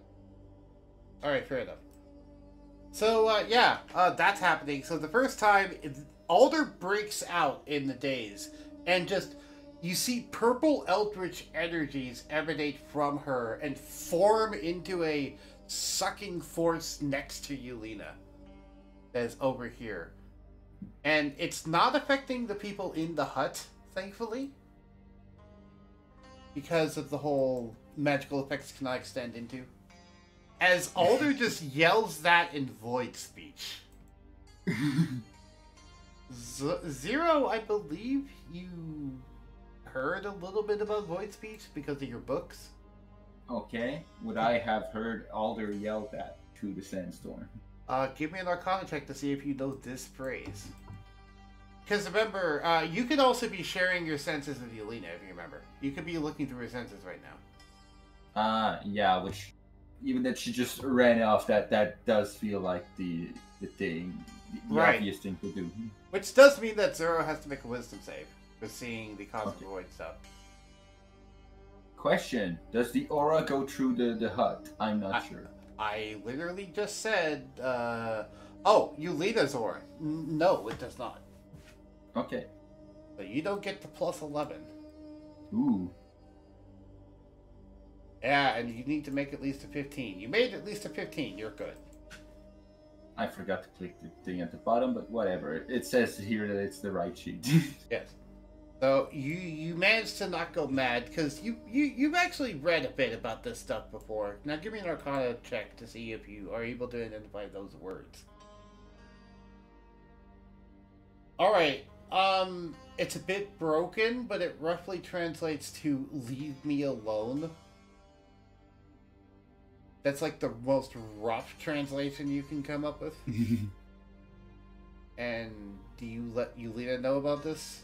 Also, how does Ulina react to all this?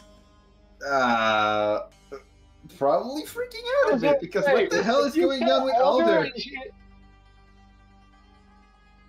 What was that? Who? I heard Shika saying something in the background. What was Shika saying? I was gonna say, if you're saying if Alder says, Alder's not in a condition to say anything. No, I was talking about how Ulina's reacting to Alder. Alder's acting like nothing Ulina's ever seen her act. Ulina's never seen her act like this before. In the 50 years that she's known Alder. Yeah. And Alder's like, I was years old. Well, yes. yeah, but that doesn't matter. What's the point? Are you going to try? Is Ulina going to try and pin her to the ground now?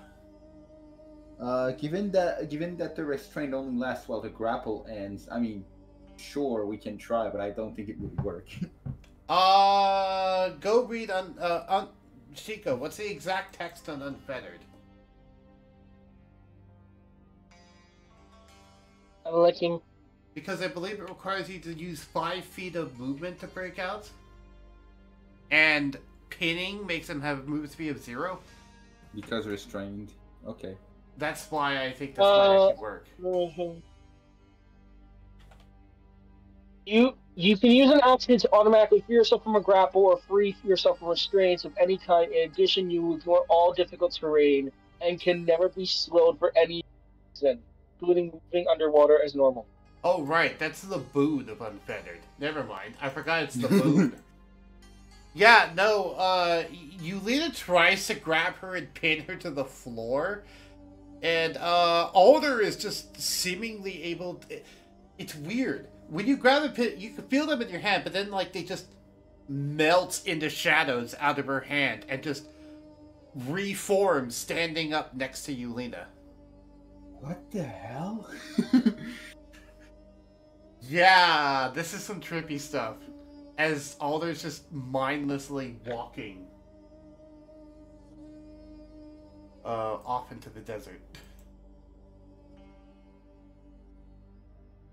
Is anyone else going to try anything? Zorro had tried to call Bolt about it early. Alright. Zorro, Bolt says, yeah, what is it, Zorro? Sorry it took me a while to get to the phone. I was on call with someone else. What's up?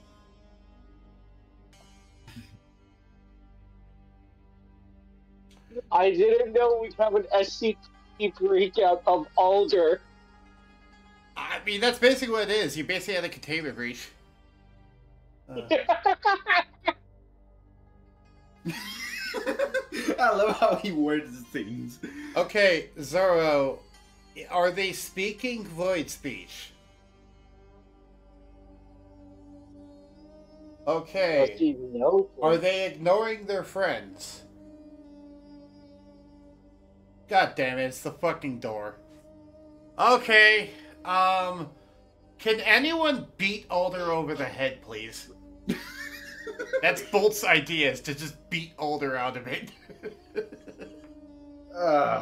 Look, it's the only thing I know, like, when a friend is being stupid while drunk, if you punch them in the head, they'll usually snap out of it. That's the only thing I can think of to do. Besides that, like, I don't know, wait it out? What do you mean? Oh, right, the sandstorm. Hold on, I think I might know someone. And then he hangs up on Zorro and calls Ulina. While they're technically I like... think I know someone. They are literally like 50 feet apart. That's the funny thing to me. Yeah. Well, he calls Zero, which calls Ulina. Because he technically can't call Ulina directly. He's calling Zero. And he's just mumbling to himself, "Pick up, you little robot," as he's I was the phone. Yeah, I would obviously pick up like, yeah? Is it important? I mean, I heard about Alder being in a zombie state. That sounds pretty important to me. Yeah, I see that. Yeah, look, okay. Zorro just called me to ask for help, and I assume you guys met up with them by this point if you're interacting with Alder. Look, there's this door that's in the new base. You guys saw it before.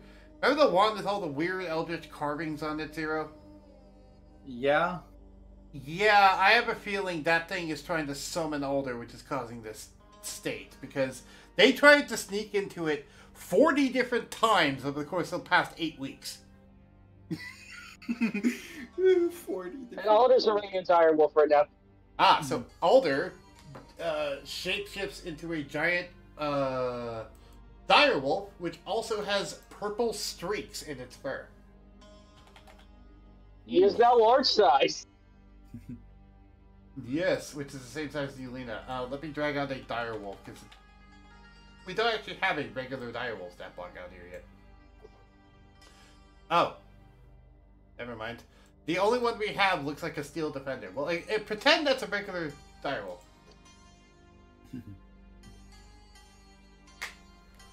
Anyway. And now she can move 50 feet at a turn. Yeah. So... Anyway, so Bolt was talking to Zero. Yeah. He said... So, what should we do about it? Well, I only got one idea, and it's a stupid idea, but it requires Ulina. No. I mean, she's literally outside trying to grapple it in. I figured she was trying to grapple by now, but, like... Let me guess, it's not working, given Zorro called for help? Yeah. Somehow it seems like he's just phasing through almost like shadows or liquid or whatever that is. I'm not fully sure. Alder got some cosmic void god named Cathanglis or something that they recently made a pact with. Oh god. Warlock pact. Yeah, this shit is being caused by whoever their new Warlock patron is.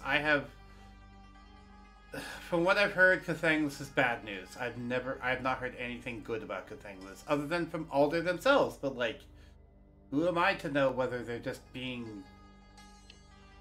I'm not gonna make judgment. Anyway, look, the only idea I have is the last time someone is really drunk, punching them in the head helps.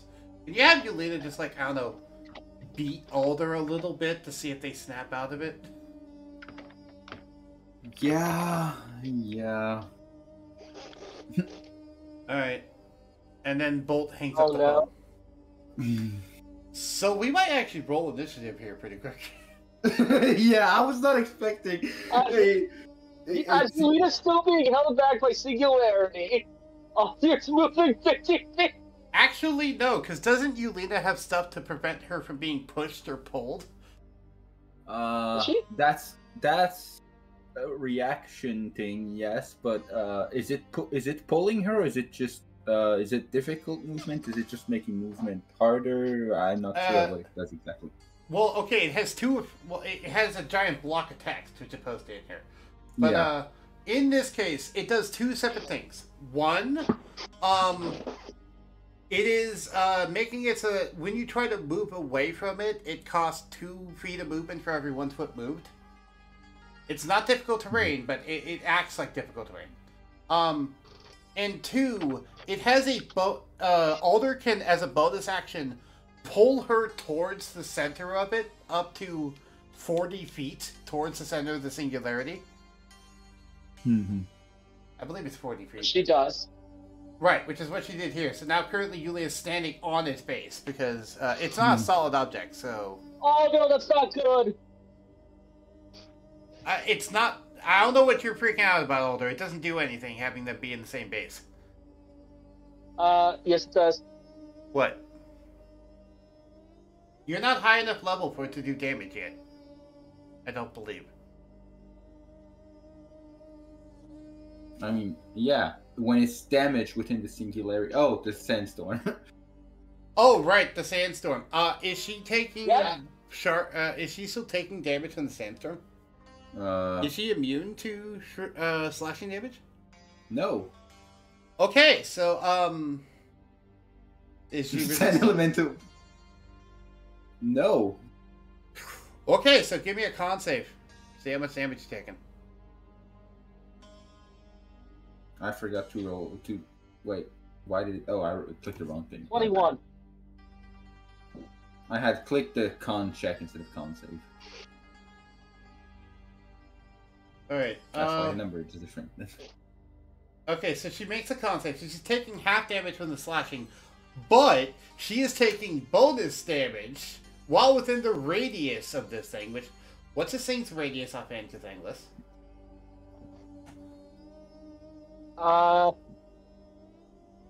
Okay, I'm trying to think. The radius is 5 times Warlock level. My Warlock level is... 5 maybe times 8? twice your warlock level. Oh, 80. 80 feet. Oh no, my Warlock level is 8. So yeah, 80 feet. This is his radius. Ulina. Dang. Yeah. So if you're anywhere in here, then you'll take bonus damage equal to...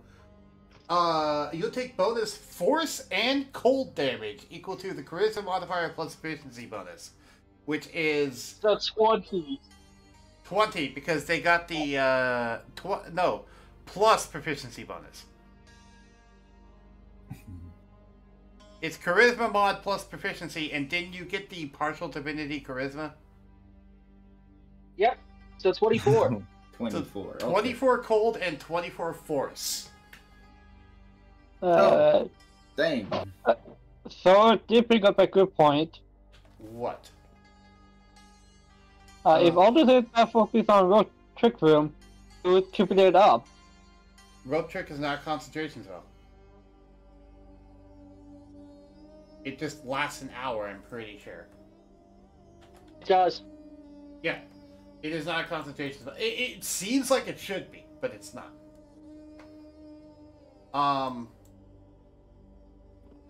So, yes. Okay, so while you only took a few slashing, for every turn you're in the sandstorm, you're going to be taking 48 extra damage. 24 of which is force, 24 of which is cold. Now, you're resistant to cold, right?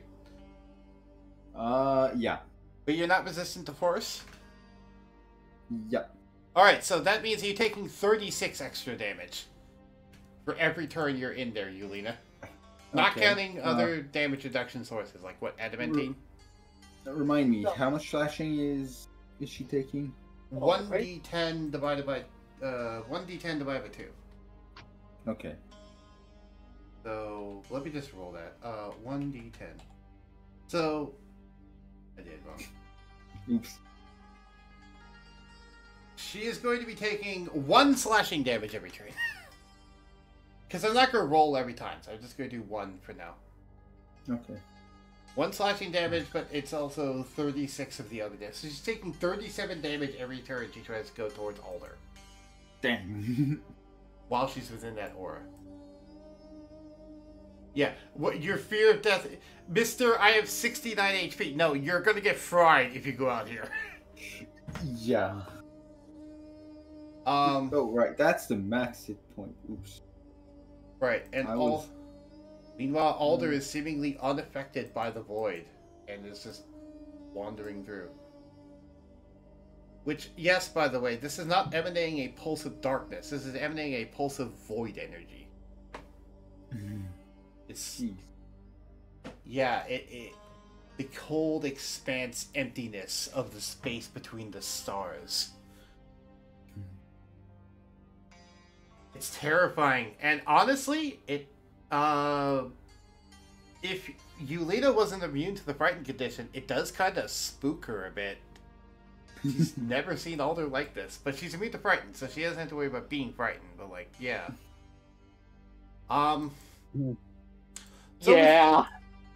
Yeah. So, how's Ulina gonna handle this? Because all this is gonna be one. I'm not gonna bother to roll for initiative. We're just gonna do one after the other. Okay. Because Alder is not really trying to fight Ulina. It's more Ulina trying to snap Alder out of it. Which, would you like me to say how this is gonna work, by the way? What? Every time you damage Alder, they are going to be able to make a wisdom save to try and snap out of the effect. However, the DC is pretty high. Go ahead. Okay. I'm gonna start by having Alder over here. They're wandering this way. They're wandering off to the left. Ah. That's why I moved them the other way. Yeah. Because they're basically trying to get all the way to the very left side of the map. Because that is the direction towards both. That is the most direct direction towards both base. Mad dash. As I said, what happens when you basically make someone an SCP whose patron is an SCP? Right. I will mention though, Alder is not dashing. They are slowly walking towards that location in a slow, steady, methodical pace. Completely unlike their normal walking gaunt. It's as if something else is possessing their body. Which is pretty much what Bolt described. Yes. In fact, Alder, I'm going to trigger something else too.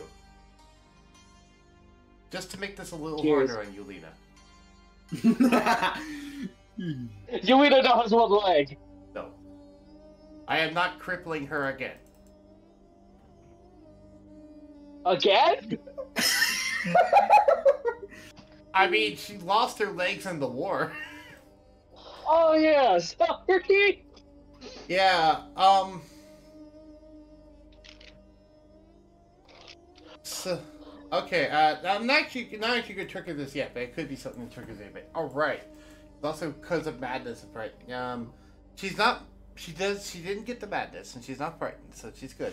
So yeah, Ulina, it's your turn. Alder is about, should be about 100 feet away from you at this point. Is she actually? No, she needs to be quite a bit farther away. Yeah. Okay. That's good enough. 120 is good enough. It feels weird seeing a map like this, seeing like the screen like this, and seeing a small arrow just go. No, that's 120 feet. Yep. Because I'm so zoomed in. Yeah. This is exciting. I'm having fun. Oh no, same.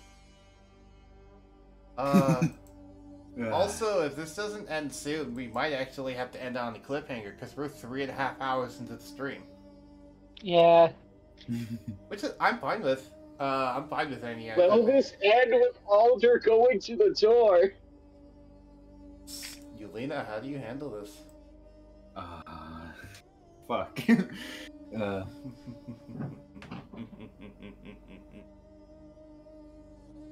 Don't forget, Foxy's speed is even cut in half if he tries. Foxy is what? Foxy, if trying, will be like cut in half with his speed. Right, but Foxy's not trying because his 69 HP would melt under that singularity. That singularity with the fucking partial divinity is broken. Welcome to the true power of Alder. This is Cathangus's idea, not Alder's. Okay. I see. I really got a interaction with this. What was that, Rattle? I barely got any interaction with this scene. I mean, yes, you don't got much interaction with this scene, that is true. Not a lot of people do. Almost no one does. Yeah. I'm just waiting for Surgeon to decide what Ulina's going to do. Okay. If you guys would like to give him ideas, you can give him ideas if you want to interact with the scene. Because all of you are still within communication distance with him as long as he can talk to Zero or Alder. Not Alder. Someone else's telepathy. Zero and Ulina. Well, if anyone can access their cell phones, they can talk to Zero. And Zero can then telepathically communicate with Ulina. So, like, they can talk to Ulina. Is kind of what I'm saying. So some kind of question. I'm gonna ask Zero what's going on. Zero, would you like to explain? Okay. They said they were going to ask Zero what's going on. Alder just decided to run off and use a weird attracting purple orb thing. He's going out to the door again. Or Yeah, she's going out to the door again. That's what. I'm saying this. That's what Bolt Yeah. suggested. I'm saying that in an annoying tone. Annoyed / angry. Yeah, you can tell.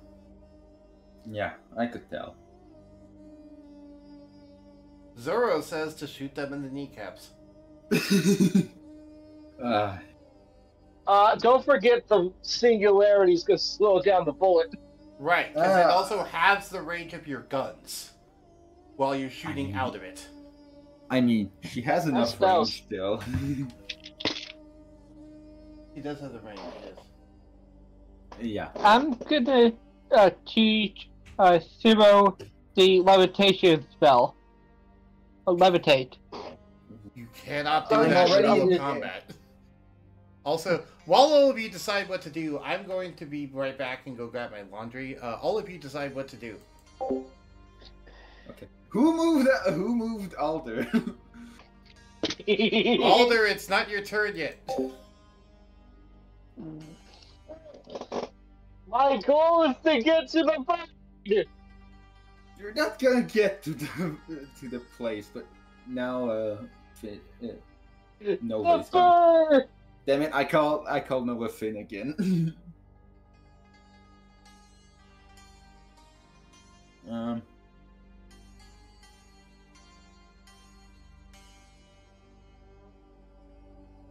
You have to use the spell Fidget Spinner of Glory. Okay. Feel free to take your turn while I'm gone. I trust you. I'm going to go to Ulina and use this on her. Oh. You're going outside? Yes. So does he succeed a deck save to not fall prone, to reach, to be able to go to touch her? Does he have enough movement? I don't know what your movement is, and I don't know the DC of the Sandstorm. It's Dex and Cons. Okay. What's the number you need to beat? Because I don't know it. Do you know? I don't know either. Okay. So... Dumb question. What should we do now with no DM for those questions to be answered? I just wrote just to see. Yeah, I'm just asking if you.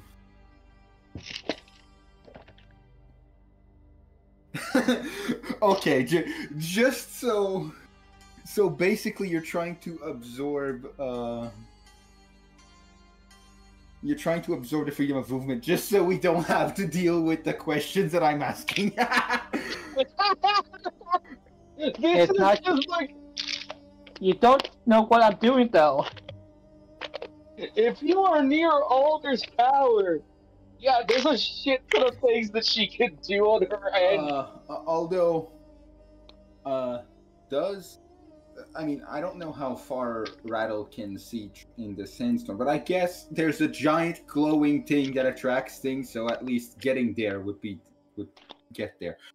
I also have an idea. People keep. Okay, what's the level of the singularity? Because I don't know it. Have a level? I don't think it has a level. Okay, so so any spell of third level or lower on the target ends for each spell of fourth level or higher on the target. Make an ability check using your spell casting ability. The DC equals this. At higher levels, when you cast this, you automatically end the effective spell on the target if the spell's level is equal to or less than the level of the spell slot you use. Okay, so basically, if it's not a spell, nothing happens unless, I guess, it's written in singularity. Does singularity say that it doesn't do that it can be dispelled? I don't think so, but just thought I'd ask.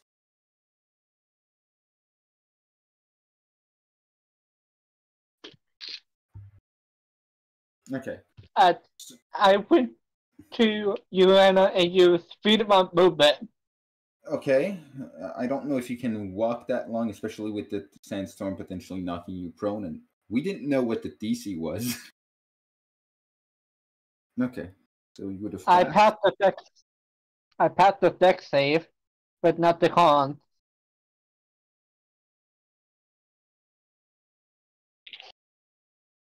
Oh, okay. Okay. Mhm.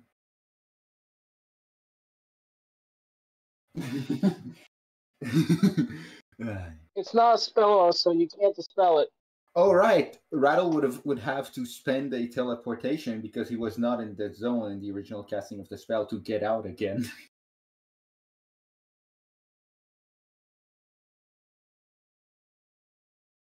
Okay. I get.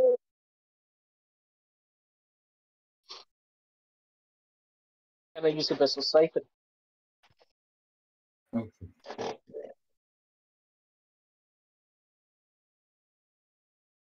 Dang it.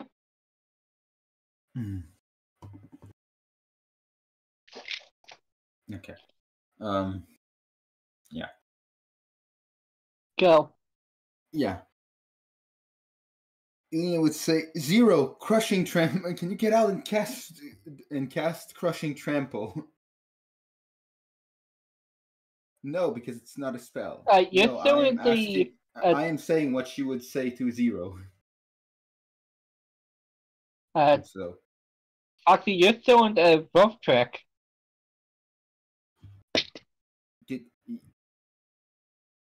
So I can't dispel because it is not a spell.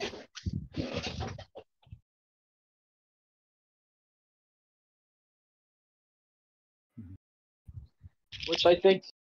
I don't know what level that is. Hey. I knew it was high up there. I don't know if spells would go through the tiny hut.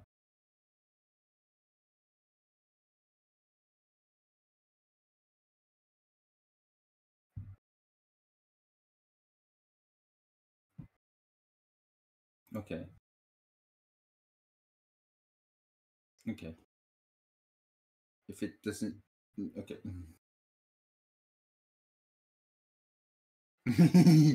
Yeah, again, the confusing names. Yeah, fair enough. 2-1. Name him one.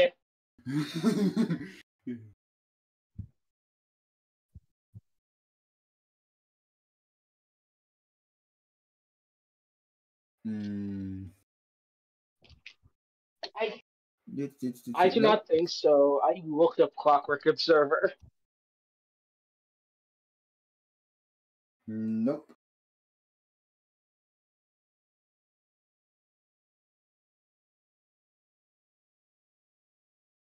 Oh no! Yep.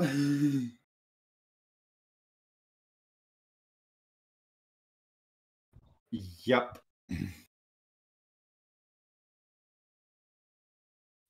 Yep.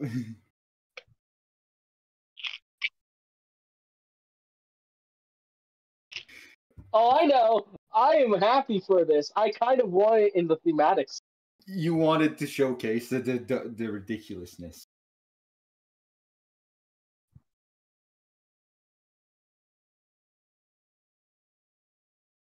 Okay.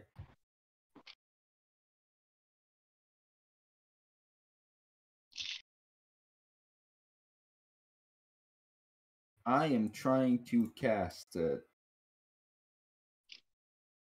this.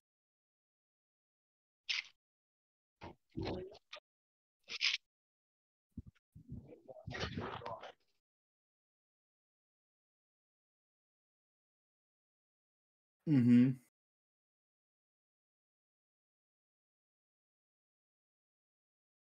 That is the goal, yes.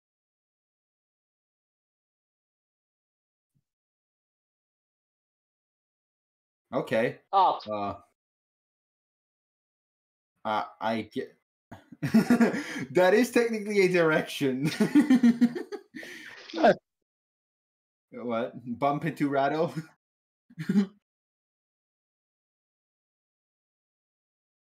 uh yeah, sure. But go in a random direction close to the tiny hunt and bump into Gong because he's a larger creature. I am forced to end the movement.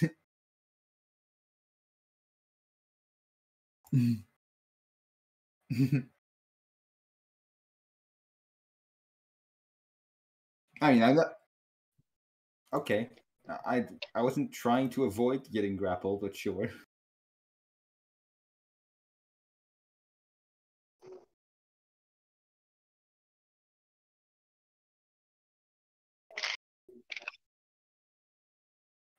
Okay, yeah.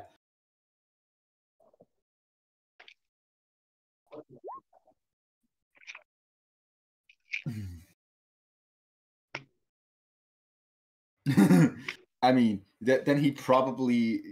Yeah.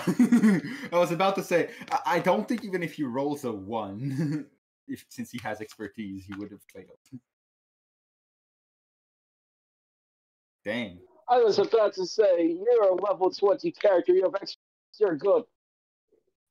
Uh, the freedom of movement and the crushing trample is a good combo. Yep. 70.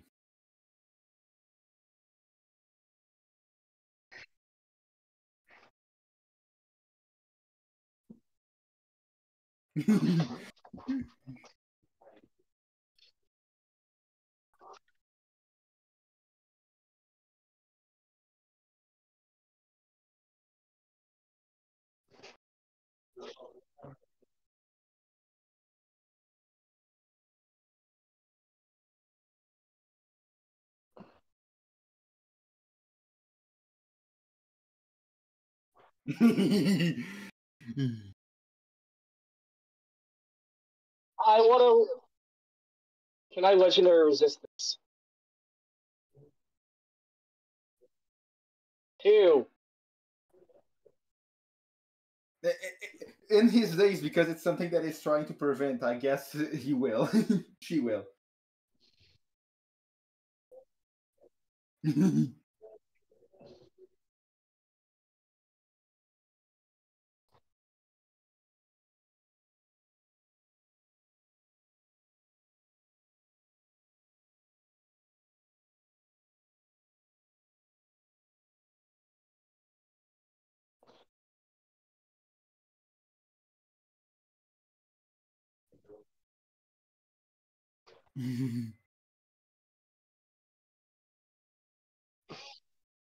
Go look at that car again.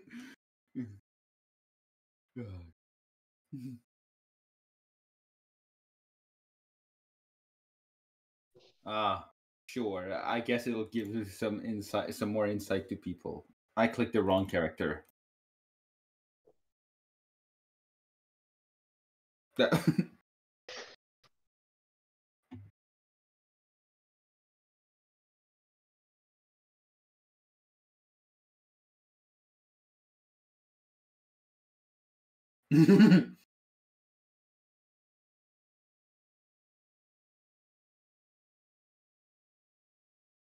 Ooh.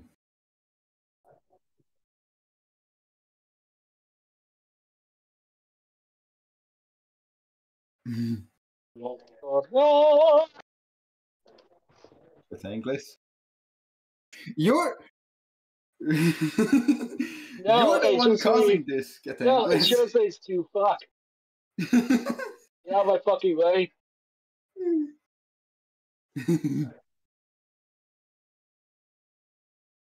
uh,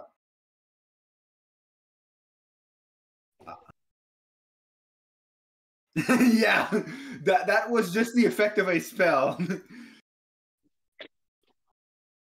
That was just resolving the effect of a spell that was cast on it. Yeah. And battle.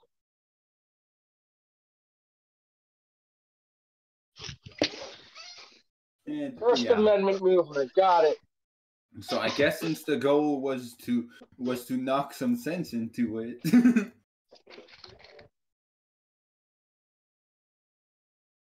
Yep.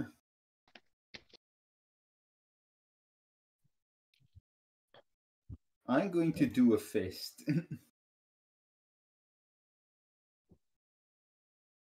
No, just regular thing, at least to start. I imagine Ulina uses Hulk Smash on Alder.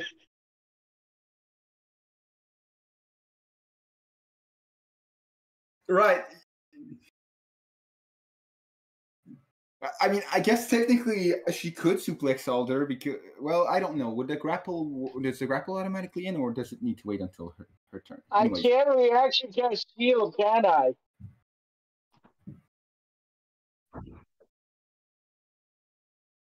That hit. Ah, okay.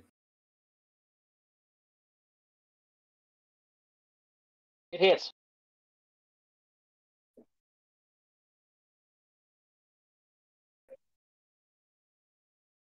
Or be knocked prone again.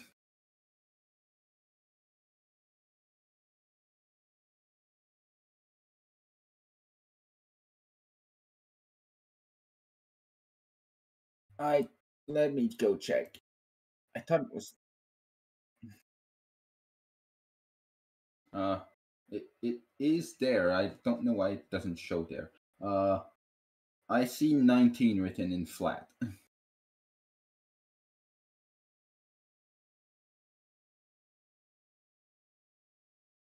Okay. Oh, I need to click this. Oh, that's why.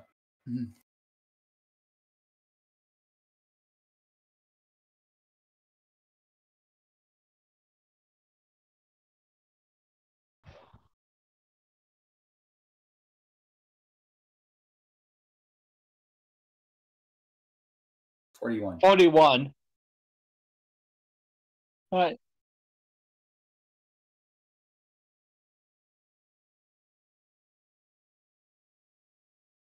Oh, fuck. That is going. Oh.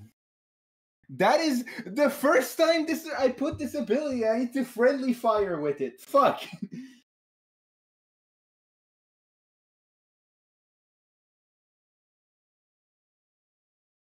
Does this snap her outfit? I want. No, I said, oh fuck.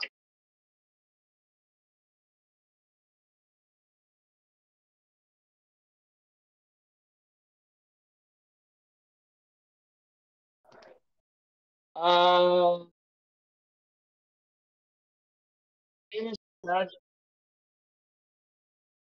It just says damage from immunity from damage that is not from silvered weapon.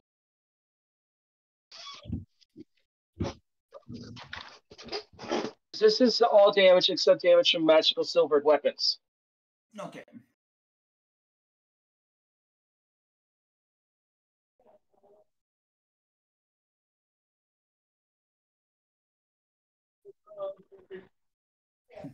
Oops, sorry.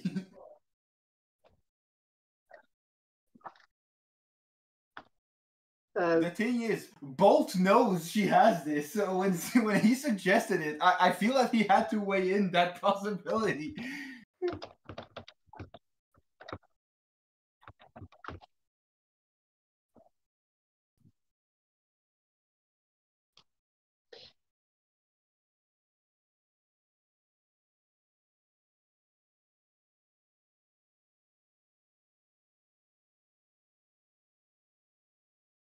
Wait, a 20 is the most she's taken? Wow. Yes.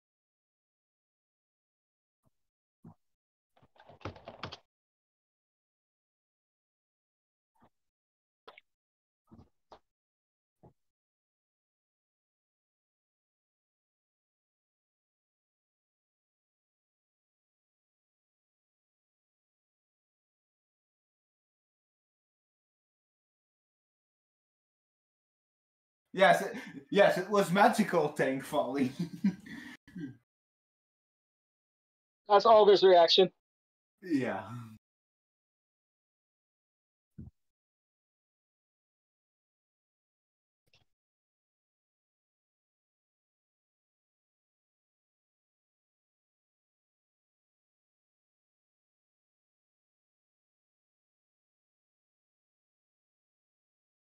What?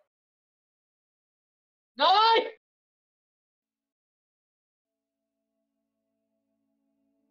Can I use something to roll that again?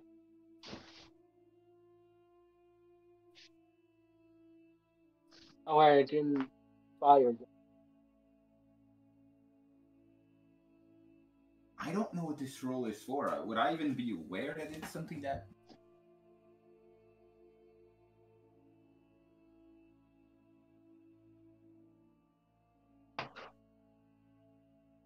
Yeah, you said before that background roles for like RNG and stuff shouldn't be there, so that's why I'm confused. Okay. She's just standing there. Okay, yeah.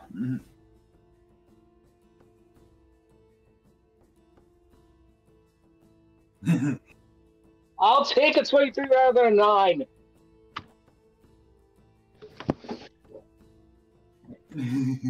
Oh, I thought it was inspiration. My bad. Okay.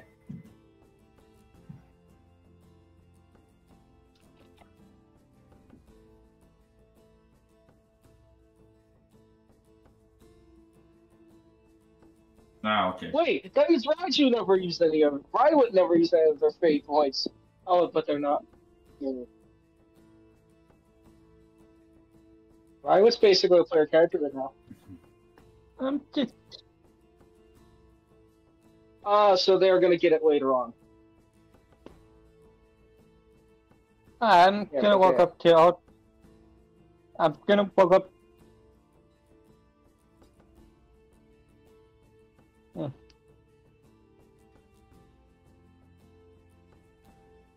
Okay.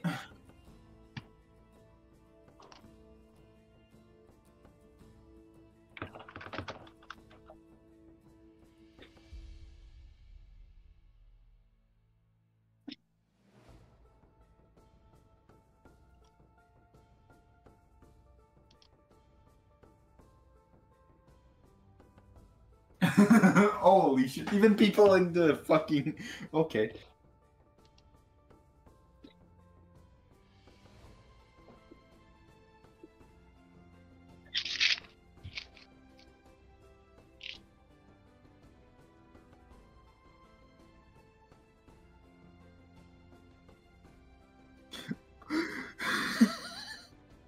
What?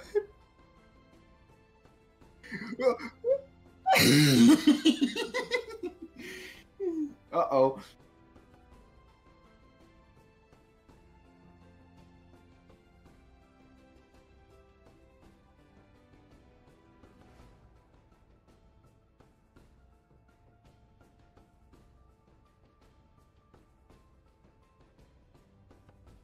Ah, those are always. Oh wait, Rywood has advantage on this, doesn't he? No, he doesn't.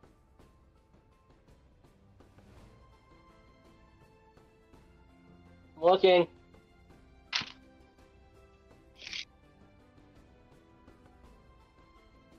Bubble utterly failed.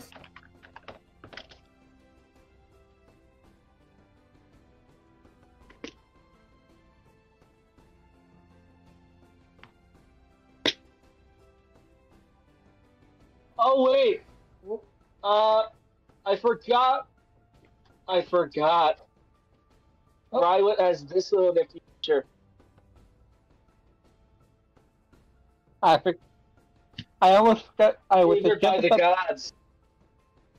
I was just about to forget to roll for this Clockwork Dragon.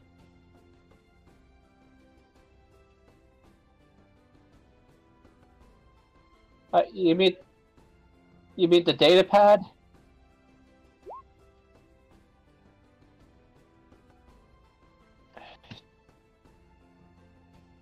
So Rywood has an 18 total.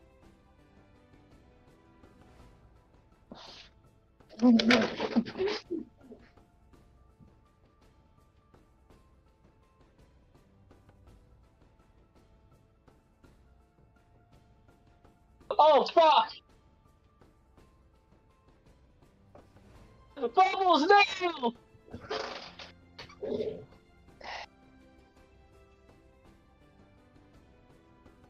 I'm still trying to roll for them, but I have trouble trying to load up their character sheets. Rywood now succeeds. Yeah. How about did the girlfriend fail?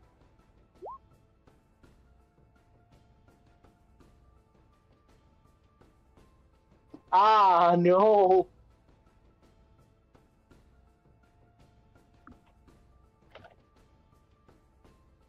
God damn it, how did Zorro roll exactly 5 less?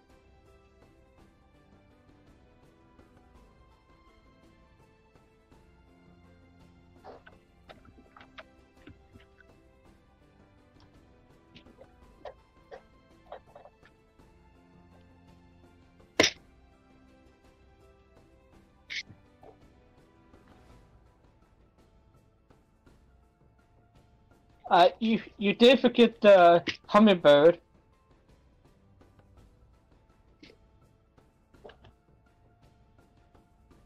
2d8.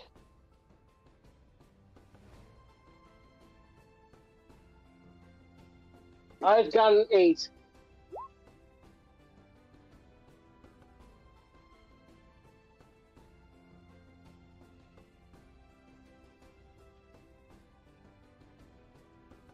Foxy, roll 2d8.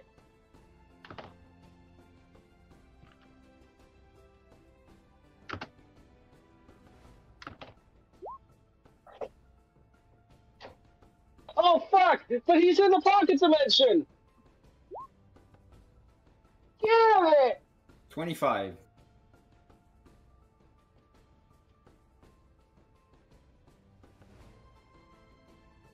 And yes, Surtur, this is Swarm Jim.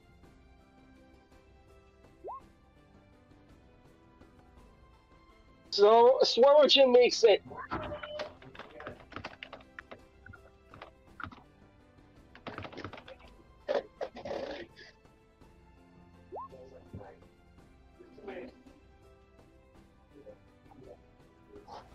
Alright.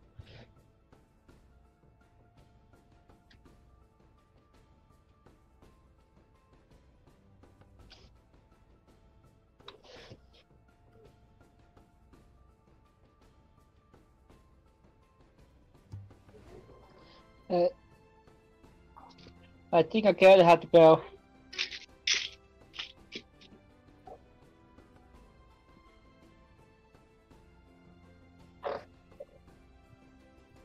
Okay. Well, see you next week then.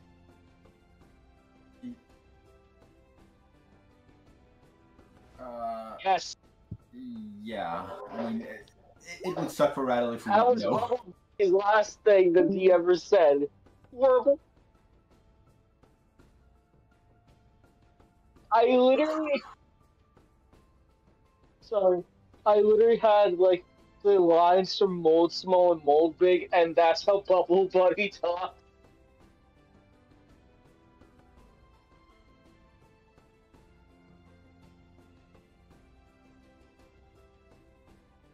It's all